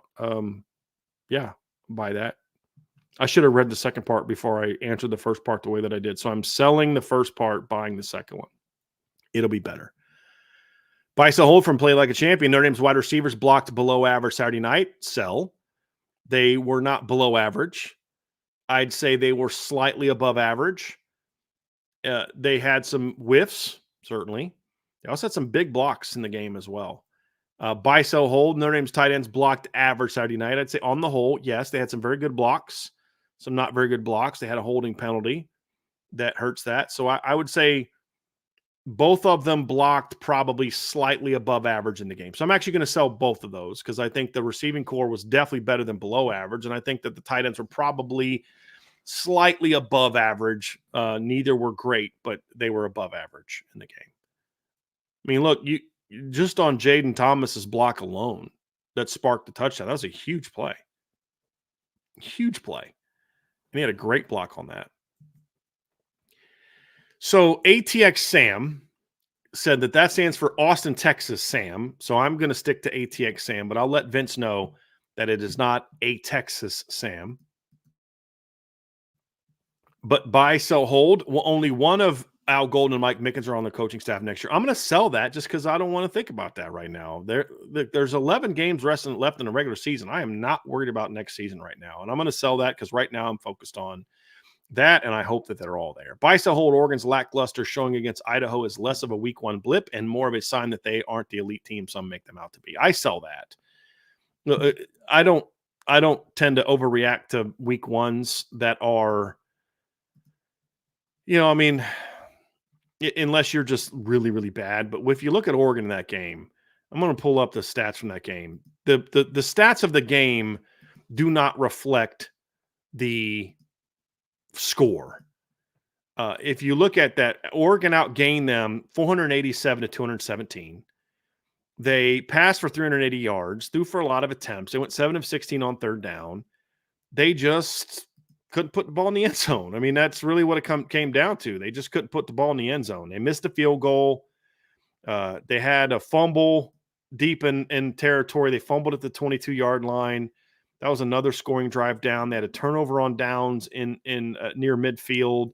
They had another turnover on downs in their own territory. They were sloppy. The concerning thing for me from that game, the only thing that gives me kind of a thought of, hey, maybe you could be right, is I didn't think they ran the football well at all. Jordan James had some nice runs. He averaged over 6 yards a carry. Noah Whittington was barely over 2 yards a carry. Dylan Gabriel had minus 23 yards in the game. Their offensive line didn't play that well. But again, it's the opener. Let's see how they play in a couple weeks. But look, it at least gives me pause. Hey, let's see how they do. But their defense was really good in that game. I mean, their defense held Idaho to barely over 200 yards. I think they had 117 yards of offense. Quarterback went 11 of 17. So I mean, your defense did what they needed to do. I just don't think they ran the ball all that great. But no, I don't tend to not overreact too much to that. And look, Idaho was a team that last year went 9-4 at the FCS level. So this is not a bum team. They lost to Cal by 14 points last year. They lost to Montana by 2 points. They lost to Weber State by 2 points, and they lost to Albany in the postseason by 8 points. That's a decent FCS football team. So I'm not going to overreact to it too much. Buy so hold. Texas A&M wins more than 8 games this year. Oh, I buy that. Yeah, I buy that. If you're going to include the postseason, yeah. I think at worst, they're an 8-4 team at worst. Yeah. Yep. Yeah. That's Archer. I just saw your comment. That is very weird because he never technically played for anyone else. Let's see. Let's get down to some rocket for Heisman. No starter plays in the fourth quarter aside from special teams. I'll buy that. That's wishful thinking. Buy so hold. Notre Dame has found a wide receiver 1 in Bo Collins. Hold. Could that be the case? Sure. But I need to see a lot more than one game of 5 catches of 62 yards, no touchdowns, and some very good things from Bo. Some things Bo's going to have to get better at. Does he have a chance to be that? Sure. But he had that coming in the season. Like what Bo did on Saturday is what I expect Bo Collins to do with some consistency at Notre Dame. Does he have a chance to be that number 1 guy? That's a little way too early to tell for me. Way too early to tell. It's possible, but it's too early to tell that. Buy, sell, hold. A way too early overreaction is that Georgia is above and beyond the best team in the country. I sell that. No, they are. I had them as my preseason number 1 team, so I think they are the best team in the country right now. But above and beyond, no. Again, that is definitely an overreaction to the opener. No, they're not above and beyond better than everybody else. Buy, so hold. The ACC has no clue who their best teams are. Texas wins in the Big House by 3 scores. 3 scores is a lot, and I do think that Michigan defense can do enough to keep it under 3 scores, but I don't think this is going to be an overly competitive game. No, I really don't. Michigan's offense is a mess. They are a mess. So, yeah, I don't know that Texas can beat them by 3 scores, though. I hope so. I mean, that's if you want me to do like a wishful thinking buy, but I don't know that Michigan's lost a lot of games by 3 scores in the Big House. And while their offense is a problem, their defense is still really good. I mean, heck, their defense put the game away on Saturday. Oregon State scored a fourth quarter touchdown. That's really it. They didn't do a whole lot else outside of that, in my opinion. They had 244 yards of offense. That's it. Michigan's offense stinks. They only had 269 yards of offense. That's a problem. But I don't know that their defense is going to – I mean, I could see them winning 27-7 and dominating, and Michigan keeps them to 27. I could see that. But I hope that you're right. I can't pick that bad of a beatdown. The ACC has no clue who their best team is. I mean, right now, I think we know who the best team in the ACC is right now. It's Miami, which is a problem for the ACC based on how they looked after week 1. But I think it's going to be much more of a battle. I think the ACC thinks they're going to ride the Miami train. Don't sleep on Louisville. That's I think that right now is where it comes down to for me. And look, Clemson still might be the best team in the ACC. They got smacked by Georgia, but most teams in the ACC would have got smacked by Georgia in the opener.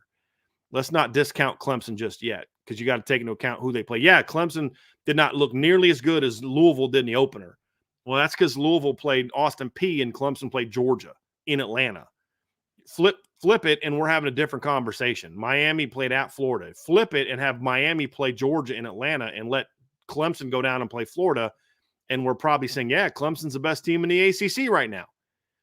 So we need to see a little bit more. But, Miami, Clemson, Louisville, those 3 teams are still really good football teams. And look, that Clemson defense battled their butts off. If they can get anything out of the quarterback position, they're going to be really – and that's honestly, people, Dabo needs to do the portal. Dabo needs to find a quarterback, whether it's developer or high school or high school recruiting, developing, or the portal. That's the issue right now. If they had a better quarterback, that game is much more competitive. Much more competitive. Somebody says Clemson's receiver issue. I don't know what game you were watching, but I was watching Clemson's receivers running past Georgia's DBs and then have to try to react to underthrown balls. Like, that's what I saw. You put a good quarterback on that Clemson team, and they've got 3 touchdowns because they got 3 long plays in the pass game at least. So they have a Clemson problem. They have a quarterback problem. That's their problem. They have a quarterback problem, and they have an offensive philosophy problem that Dabo still has not changed from. But you put a good quarterback on that offense, and that is a good offense. No question about it. There were so many times where Clemson guys had steps on the Georgia DBs, and he, like, this is the problem that I don't care what Roddy White saw, with all due respect to Roddy White, but I'm watching that game and I watched the all 22, and there were plenty of chances for Clemson to hit those plays, and the quarterback couldn't get the ball out. Couldn't get the ball out, and that's going to have to be something that's going to have to get fixed. And I don't know that it can this season. That's the problem. Brother Thomas, if Notre Dame wins a couple playoff games this season but fails to make the national championship game, both Benjamin Morrison and Xavier Watts will return to the 2025 season. Well, that's definitely a sell because Xavier Watts isn't eligible. So, yeah, he can't come back in 2025. So it's a sell that way. But look, as much as I would love for those kids to come back, even if they could, once the season is over with, you kind of got to give your players you got to give your players the best advice for them. And the best advice for both of them, in my opinion, would be to go pro after the season. If they win a couple playoff games, it means those 2 guys are really good. And I don't know, like, what else can Benjamin Morrison prove in one more year of playing Notre Dame? What can Xavier Watts prove in one more year of playing Notre Dame? It would just be about, okay, I want to win a championship, sure, but it's kind of like you at some point in time, you got to put their interest ahead of yours as a coach. Just like parents should put, when they're giving advice to their kids, should put what's best for their kids over what's maybe best for them. And I mean, that's what you got to do. So I would be shocked if Xavier can't come back, but even if he could, for argument's sake, I'd still sell this because I don't think that happens. Salty Virginia Peanuts, the great one, Jaden Greathouse, was the most impactful of the Notre Dame receivers against Texas A&M with 3 receptions, second most, and a defensive pass interference on 4 targets, producing 3 first downs, all on scoring drives. I think you can make a case for that. Absolutely. Look, it's between him and Bo, because Bo's 20-yard catch was huge, but Jaden made fewer mistakes than Bo. That's the difference. Jaden had a clutch first down catch on the first drive, which, 2nd and 8, I think is what it was, 2nd and 7, and he got an 8-yard gain to move the chains. Got knocked down, gets off the ground, goes and makes a play. He has in the pass interference penalty, I don't give as much credit for because he needs to play that ball better, but it happened and he gets credit for it. And then, of course, that 3rd down catch was big. So I'm gonna, can I hold it because it's a tie? I don't know that you win that game without both Bo and Jaden making the plays that they did. I think they both needed to make those plays that they did. So I'm sorry, Salty. I'm sorry. I'll buy it for you, but for everyone else. So for Salty, it's a buy for Salty. For everybody else, it's a hold because I think you needed both of those guys in that game. That's where I'm at on that one. Sorry, Salty. But hey, for you, I buy it. Greg Lisman, G. Lisman, buys a hold. Notre Dame will have 5 shutouts in the regular season. Ooh, that's tough. I'm selling that. 5. When was the last time Notre Dame has even had more than 3 shutouts? I think when Freeman was in 2021, they had 1. They didn't have any shutouts last year. They didn't have any shutouts, and they had 1 shutout in 2022. They had 1 shutout in 2021. Heck, even 2012 defense only had 2 shutouts. No, I'm selling the heck out of that. I'll tell you what, if you're right, though, holy moly, this team's going to be phenomenal. But no, at the very least, you're going to give up some touchdowns against your second stringer players. Buy so hold. Riley Leonard will have a 5+ passing touchdown game before November. I'll buy that. I could see a game where he goes for 5. I don't know 5+, but I could see that. I'll buy that. Team just coming down, shutting down the run, and he's throwing some balls over top. Yeah, I'll buy that. Walk on, carry on, 78. Notre Dame ends September with a number 1 passing defense in yards per game. I see that. In September, because I don't think Northern Illinois is going to throw for a ton. I don't think Purdue is going to throw for a ton. I don't think Miami, Ohio is going to throw for much at all. You already held Miami to, or Texas A&M to 100. Here's why I'm going to, that Louisville game at the end of September is the one for me that could be tough. And there's a lot of teams that don't play anybody, but I'll buy it just because it's possible. And their pass defense is already off to a pretty good start so far. I mean, yeah, it's possible. It's possible. Let's see how a couple games play out. But there's a lot of teams that have really soft opponents to start the season off. I mean, heck, Notre Dame's, of their first 5 opponents, 4 of them made a bowl game last year. So it's not the cakewalk some of these other teams have. Irish Catholic, buy so hold. Notre Dame will be 11-0 heading into Los Angeles. Like, look, here's the deal, Irish Catholic. Like, I'm torn on this one because if I look at it from the schedule and the matchups and how they played in the opener, it's like, yeah, I buy that because I don't know who's going to beat them. And I also have picked them to go 11-1, and I don't want their one loss to beat USC. So I don't like that either. But look, I'm going to buy it just because I can't tell you who they're going to lose to. I honestly, it's the same problem that I had at the beginning of the year. I predicted them to go 11-1, but you asked me who they're going to lose to. I'm like, I have no idea. I have no idea. More often than not, these are not like 2019. Was it 2018 Ohio State? I mean, look how good that team was in 2018 for Ohio State. I mean, that was a really good football team. You know, they were a dominant team that year. Let's go pull up their results that year in 2018. So Ohio State goes out that year and they blow out Oregon State 77-31, beat Rutgers 52-3, beat TCU 40-28, beat Tulane 49-6, beat Penn State at Penn State, beat Indiana by 23, beat Minnesota by 16, beat Nebraska by 5, went on the road, beat Michigan State by 20, beat Maryland on the road in a tight game, beat a ranked Michigan team 62-39, beat a ranked Northwestern team by 21 in the Big Ten title game, and then beat Washington in the Rose Bowl. And their loss that year was at home, 49-20 to a Purdue team that went 6-7, and lost to Auburn 63-14, lost to Wisconsin, lost to Minnesota 41-10, lost to Michigan State by 10, lost to Missouri, lost to Eastern Michigan and Northwestern, but they beat Ohio State by 29. Stuff like that happens all the time. I mean, just all the time. Look at Clemson. The year they won their first title, beat Auburn on the road to start the season, right? That was an Auburn team that year that went 8-5. They beat Georgia Tech by 19, beat Troy by a touchdown, beat Louisville, beat Lamar Jackson that year, beat BC by 46, beat NC State by a touchdown, went on the road to beat number 10 Florida State, beat Syracuse by 54, beat Wake Forest by 22, beat South Carolina by 49, beat Virginia Tech in the ACC title game, beat Ohio State in the semifinal 31-0, beat Alabama in the title game 35-31. Their only loss was at home to a Pitt team that went 8-5. Like, it's usually some game like that. And, you know, you think to Georgia 2019, great win over Notre Dame.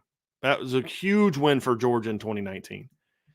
And then they go out and beat Tennessee on the road. They beat Kentucky. They beat Florida, number 6 Florida by a touchdown. They beat Missouri by 27. Went on the road at number 14 Auburn. Beat A&M. Beat Georgia Tech by 45. Beat Baylor by 2 touchdowns in a bowl game. And then they lose at home to a South Carolina team that went 4-8. Like, games like that are weird. There's always something like that. So I'm going to buy it just because I don't know who they're going to lose to, but it's just going undefeated is hard. And one game doesn't make me go away from my no one's going to go undefeated prediction. And, we'll see. I hope you're right, man. Domer Grizz, buy so hold. Jay Bateman's influence downgraded what Elko could have done on his own and was a contributing factor in our win. Sell the heck out of that. That was Mike Elko's defense, and their defense played very well. Notre Dame had to earn everything that they got in that game, so I'm selling that. Sparks 52-19, buy so hold. Notre Dame will have at least 2 pass plays go for over 50 yards. Extra one will be a TD. Extra one will be a TD. I'm going to buy that. I do think they'll have 2 big plays, and one will be a TD. Yes, I'll buy that. I hope so. Certainly hope so. Riker Ferg, buy so hold. Florida will announce their temporary coach before October 1st. Oh boy. So let me see their schedule, because I've heard a lot of people say that he's going to get fired, by Tennessee. Man, if he loses to A&M at home, I could see him getting fired then. And then a week later, they play at Mississippi State. If they lose that game, I mean, there's a lot of games he could get fired. October 1st. Talk to me after the A&M game, but I think they're going to lose that. So I think it's possible. I'm going to buy that, because and I don't think the way he's talking after the games, I don't think he's doing it. He's not buying himself any favors. So I'll buy that. Buy so hold. Florida State locker room will become an issue after the month of September is over. I think it's a buy, because it's already a locker room. Issue. Look, there's clearly something going on in the locker room for that team to be as soft as they are. Yeah, I'm already there. That's a buy. Buy so hold. Bryan Kelly will be looking for a new agent after this year. Is Trace Armstrong retiring? Because look, all Trace Armstrong's job is to make Bryan Kelly maximum profits, and he has certainly done that. Trace Armstrong has played people for lots of money and earned Bryan Kelly a lot of money in his career. So I don't know why he would do that unless Trace Armstrong's retiring. So I don't see Bryan Kelly's no. Not that he's going to be loyal to Trace Armstrong. It's just there's no reason for him. Brian Kelly could go 0-12 this year, and that's not his agent's fault. As a matter of fact, his agent should get a bonus because of the contract he negotiated, that if they fired Bryan Kelly, he'd have to get a crap load of money from LSU. So his agent did what he needed to do. So, yeah, got that. Heck yeah, his agent's done a great job. So I don't know why Bryan Kelly would want him gone. Kish squared. Buy so hold. USC has 2 or more losses by the time we play them. 2 is possible. 2 is possible. Look, USC's improved, but they got some issues as well. Their offense has got some issues. Their O-line, I did not think played well at all against LSU. I still don't think LSU's defense is very good. And so they made some big time plays. They're very talented at receiver. They struggled to run the ball in that game. A couple runs here and there. Struggled overall to run the ball. They tore up a bad LSU secondary, in my opinion.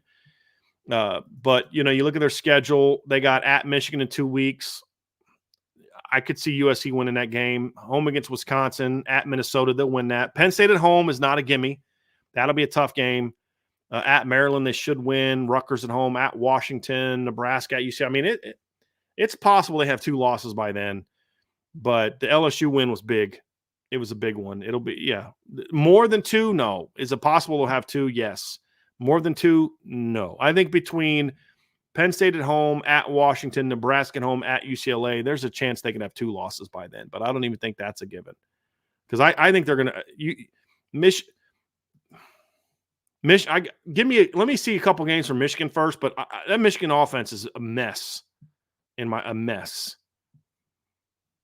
Buy so hold from Kish squared. Florida State has 5 or more total losses by the time they come to South Bend. I think that is absolutely possible. They got 2 now. They got Memphis this weekend. So they got Memphis at home, Cal at home, at SMU, Clemson at home, at Duke, at Miami, home against North Carolina. So right now, if they don't play better, they're going to lose to Miami. There's a good chance they lose to SMU. They'll lose to Clemson the way that they're playing right now. And it's not out of the realm of possibility they lose to Memphis the way that Memphis is playing and the way that they played. So, yeah, it's certainly possible. So, yeah, and Memphis actually doesn't – they don't play Memphis this week. They play Memphis next week. So, it's possible. It's possible. I don't know if I'm ready to say for sure because Florida State still does have some talent, but some things you just can't recover from. So the next game they play on the 14th against Memphis is going to tell us everything we need to know. Ask me this question again on September, the week after the Memphis game. And obviously that's kind of cheating because they'll have 3 losses, but even if they win, how they win could still answer that question. With your chest, by so hold, Notre Dame passes for more than 171.2 yards against Northern Illinois, exceeding NIU's pass yards allowed in the previous year. Easy buy for me. By so hold, one of Jeremiah Love or Jadarian Price has more receiving yards than rushing yards in this week's game. I'm going to sell that, but I think it's probably a little closer than maybe I might think, but I'm gonna sell that because I think they're both gonna rip off some big games in the run big gains in the run game. Bice a hole. Northern Illinois ends the day with more 15-yard plays on offense against Notre Dame than Texas A&M achieved. If we're going to talk about against the Notre Dame first team defense, I'm going to sell that. Pete Weber, Bice a hole. Bo Collins works his way into becoming a 4th round or better draft pick in 2025. I hope so, but I need to see more than one game. Bice a hold 45 starts for Anthony Knapp at Notre Dame. I mean, look, again, I need to see more than one game, right? I know we're kind of making big jumps here, but I need to see more than one game, because if he's elite over the next 3 years, and he'll never get to 45 because he'll be gone. I mean, if Notre Dame played 16 games each of the next 3 years and he starts every single one of them, that's only 48 starts. So he may only be a 3-year guy. I don't think so, but again, let me just see him starting 2 games. Plus, guys, there's going to be some fierce competition in the starting lineup at Notre Dame the next couple of years in the offensive line. And I don't care how good you are, you're going to have to battle and earn that job every year, because you're going to have Charles Jagasaw, you're going to have Gerby Lambert, you're going to have Sullivan Absher to deal with, you're going to have Joe Otting to deal with, you're going to have Will Black to deal with, you're going to have Owen Strebig to deal with, Matty Augustine to deal with, like Chris Tarrick to deal with. There's a lot of talented players they're going to have to battle. And then Bice a hold, over under on official IB tailgates this season is a half. Right, and as of right now, I would take the over, but we'll see. We'll see. Iden Banami, Bice a hold. Iden says Bice a hold. Riley Leonard should be 100% our short down runner. I'll sell that, because in some weeks, yes, and other weeks, no. So not as 100%. But a lot of the time, sure. But no. And personally, I don't want him taking that pounding every single time, because then people know it. Then they're going to start planning for it more. You got to have you have to have a little bit more diversity to what you do than that. So I'm going to sell that. Bice a hold. You get nervous always leaving our cornerbacks one-on-one, man versus man. Sell. I do not get nervous about that at all. Bice a hold. Marcus Freeman still. Look, they have an elite corner tandem, man. Talent wise, like, you're going to give up plays from time to time, but no, I don't. They did it last year. I'm not nervous about that at all. When you got great players, you let them play. Bice a hold. Marcus Freeman still needs work on his clock management and timeouts. Timeouts for sure. For example, you're punting near midfield and the clock's running down and you call a timeout. Let the clock run down. Take a 5-yard penalty. Yeah. Clock management, I don't have as many issues with, to be honest with you. I don't think the issue at the end of the half was clock management. It was just an unwillingness to take a chance. My issues are more the timeouts. That's more of my issue. Bice a hold. I know you don't gamble, but Notre Dame covers easily this week. I'm selling the, like, could they? Yes. But for me to say that they're going to cover easily, no. I think people are not giving I think some of you are falling into the same trap that Vince fell into a couple years ago with Marshall. Remember when he was had Marshall's the 12th team on Notre Dame's schedule? I was like, dude, did you ever watch Marshall? Like, that's a good football team. Northern Illinois is a quality football team for their level. Now, should Notre Dame win? Of course. Should Notre Dame win convincingly? Of course. Are they going to easily win by over 28 points? No. If they win by over 28 points, they earned it. They played very well. So I'm going to sell that.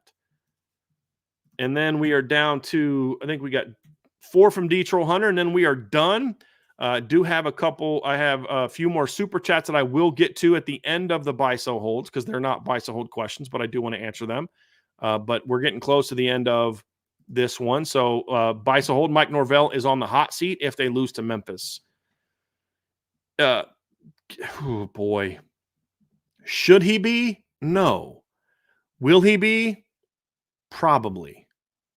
So I buy that, because I think boosters are not smart people when it comes to sport. Like, look, you made your money not in athletics, so you shouldn't be dictating decisions that happen outside of your area of expertise. But the fact is when people give money, they expect things in return. No matter how much they tell you they don't, no matter how much they tell you, no, I just want to do this, I just want to help, they expect things in return. That's how it goes almost all the time. And I can't say that I blame them. So yeah, there's a chance he's on the hot seat if they lose to Memphis. I don't think he should be, but I get it. Bice a hold, if Florida loses to A&M, they will fire Napier before Tennessee. If they, that goes back to the thing I said earlier, Detroit Hunter. I said, talk to me about the A&M game. I think they're going to lose that game. If they lose to Texas A&M, especially if it's not close, he won't make it to Tennessee because I don't know that they'll beat UCF. Honestly, if they lose to Texas A&M, which I think that they will, they got to play at Mississippi State the next week. I mean, are they going to beat UCF? I don't know the answer to that. I don't know the answer to that. So, I mean, we'll see. But yeah, I don't have a lot of faith that he's going to make it that far. I don't have a lot of faith in that. Buy, sell, hold from Detroit Hunter. The ACC needs NC State to win against Tennessee to solidify the conference's chances of getting a second team in after FSU has fallen off a cliff and Clemson got hammered and Virginia Tech lost to Vandy. No, I don't agree with that. I just don't. Look, I know we're always looking for these. They have to do X to solidify this. Listen, if NC State loses by 100 to Tennessee this weekend, okay, and Miami runs the table, Clemson runs the table, and those two teams play each other at 12-0 and 11-1 in the ACC championship game. I don't care if NC State loses their next 10, 11 games by 100. Then they're both going to have a chance to get in a 12-team playoff, especially if Clemson wins that game. And, like, no, I think we read way too much into the narratives about the ACC because, like, an ACC team also just went on. So, like, why are we focused on that and not talking about how Miami just went on the road and blew out an SEC team, right? I mean, like, there's plenty of opportunities. What that means is NC State won't have a chance, but I didn't have NC State as a contender anyway. Between Louisville and Miami and Clemson, there are still plenty of opportunities for all those teams to still be playoff teams. If Clemson comes into Notre Dame Stadium and beats Notre Dame, they're absolutely going to have a chance to have a great playoff resume, even as an at-large. So, no, I don't think that their chances hang on a NC State win. Now, to your point, if they do beat Tennessee, does that help? Absolutely, it helps. There's no question. But I don't think their chances hinder on them winning that game. No, I don't. It helps, but they're not hanging on that, in my opinion. And then the last one, buy, sell, hold, Vanderbilt makes a bowl game. I hope so. I'm going to buy that just out of because I like Clark Lee, but it's going to be tough. They play Alcorn State this weekend. Then they play Georgia State. Georgia State, to me, is a team that they should beat, but it's not going to be a slouch. They went 7-6 last year, and Vanderbilt still is a mess. And after that, at Missouri loss, home against Bama loss, at Kentucky loss, Ball State at home, it's winnable. Texas at home is a loss. At Auburn's a loss. South Carolina at home, winnable. At LSU and then home against Tennessee. So even if they win their next two games and they beat Ball State, they got to win two of Missouri, Bama, Kentucky, Texas, Auburn, South Carolina, LSU, and Tennessee to make a bowl game. That's still going to be tough. But, man, I hope they do because I have a great deal of respect for Clark Lee and would like to see his team be successful. So I hope you're right. But I'm going to sell that because I think that schedule is really tough. And the thing that sucks for them too is they get all the best teams at home. Like they literally play Tennessee and Alabama at home and Texas at home. Like I'd rather play those teams on the road and then get Kentucky at home, get Auburn at home. I'd much rather have that. But that's unfortunately not where they are. Got a few super chats. Got one from Patrick Duffy. Thank you very much for your super sticker, Patrick. Appreciate you very, very, very much. Michael S. with a super chat. How does this team compare to 22 Marshall? It's not quite as athletic as that Marshall team was, and they're not quite as good along the lines. That Marshall team had a really good offensive line. I think the running backs even better than the kids that Marshall had, and they ran for over 100 yards. Keyshawn LeBourne. This team doesn't have the downfield receivers Marshall had, but they have a little bit more of a shiftier guy. I think that Marshall's cornerback tandem was better than this tandem. I think Marshall's D-line was a little better than this one. Not as big. I don't remember it being as big, but slightly better. They're not that far off from that Marshall team, but I just don't think they're overall as good as Marshall had at the skill positions. That's really the big difference for me. Running back's the only place where skill-wise they can compete with Marshall. That's the big difference. And that's ultimately why games like that happen, is because your skill can stick.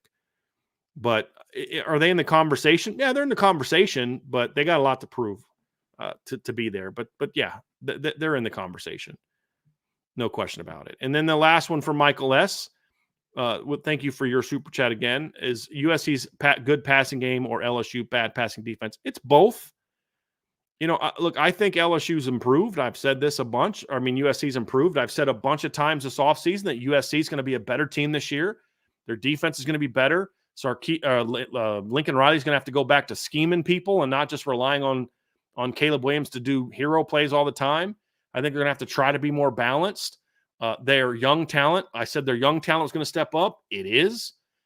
Certainly had some big moments against LSU this past weekend, where their young guys stepped up and made plays. So, look, I certainly think that their passing game is good.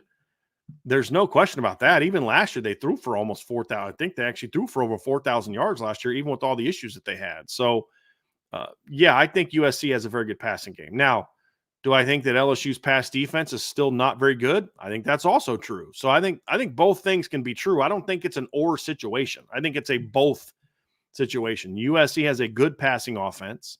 I don't care who you're playing. When you're playing a top 25 team and you go 27 of 36 for 378 yards, you have a good pass offense. Very balanced. Kyron Hudson had 5 catches for 83 yards. Zachariah Branch had 4 for 56. Lake McCree, their tight end, had 5 for 56. That was huge, getting him involved. Jacoby Lane had 3 for 50 and a touchdown. Deuce Robinson had 2 for 49. Kyle Ford had 2 for 45. Mekhi Lemon had 1 for 22. So really spread the ball around and did some really good things. So look, I think they're a good passing team. Their pass pro was a little bit shaky, but again, it's an opener. So I've said it all along. This is going to be a much better USC team. But I also think LSU's pass defense still stinks. So it's a little bit of both. Thank you for that, Michael. I appreciate that. And I appreciate all of you that were stuck with me through this whole show. I appreciate you all very, very much. Give us a like. We would greatly appreciate that. Subscribe to our channel if you've not already done so. Make sure you hit that notification bell. Sign up for the message board at boards.irishbreakdown.com. That's the very, very best way to support us at Irish Breakdown. And if you sign up for one of the Booster Club options, you get some cool IB merch in return. So you'll definitely want to check that out as well. And if you're listening via a podcast platform, we would always greatly appreciate a 5-star review. And if you don't want to give us a 5-star review, that's fine. If you have negative feedback, I would shoot me an email. Tell me how you think we can make the show better. May not listen to you, but I always like constructive feedback on what we do. Not always going to listen to it, but I do appreciate it. So you can shoot me an email, Bryan@irishbreakdown.com. Have an awesome rest of your day, everybody. 29 minutes, IB Nation Sports Talk. Be ready for those guys at 5 o'clock.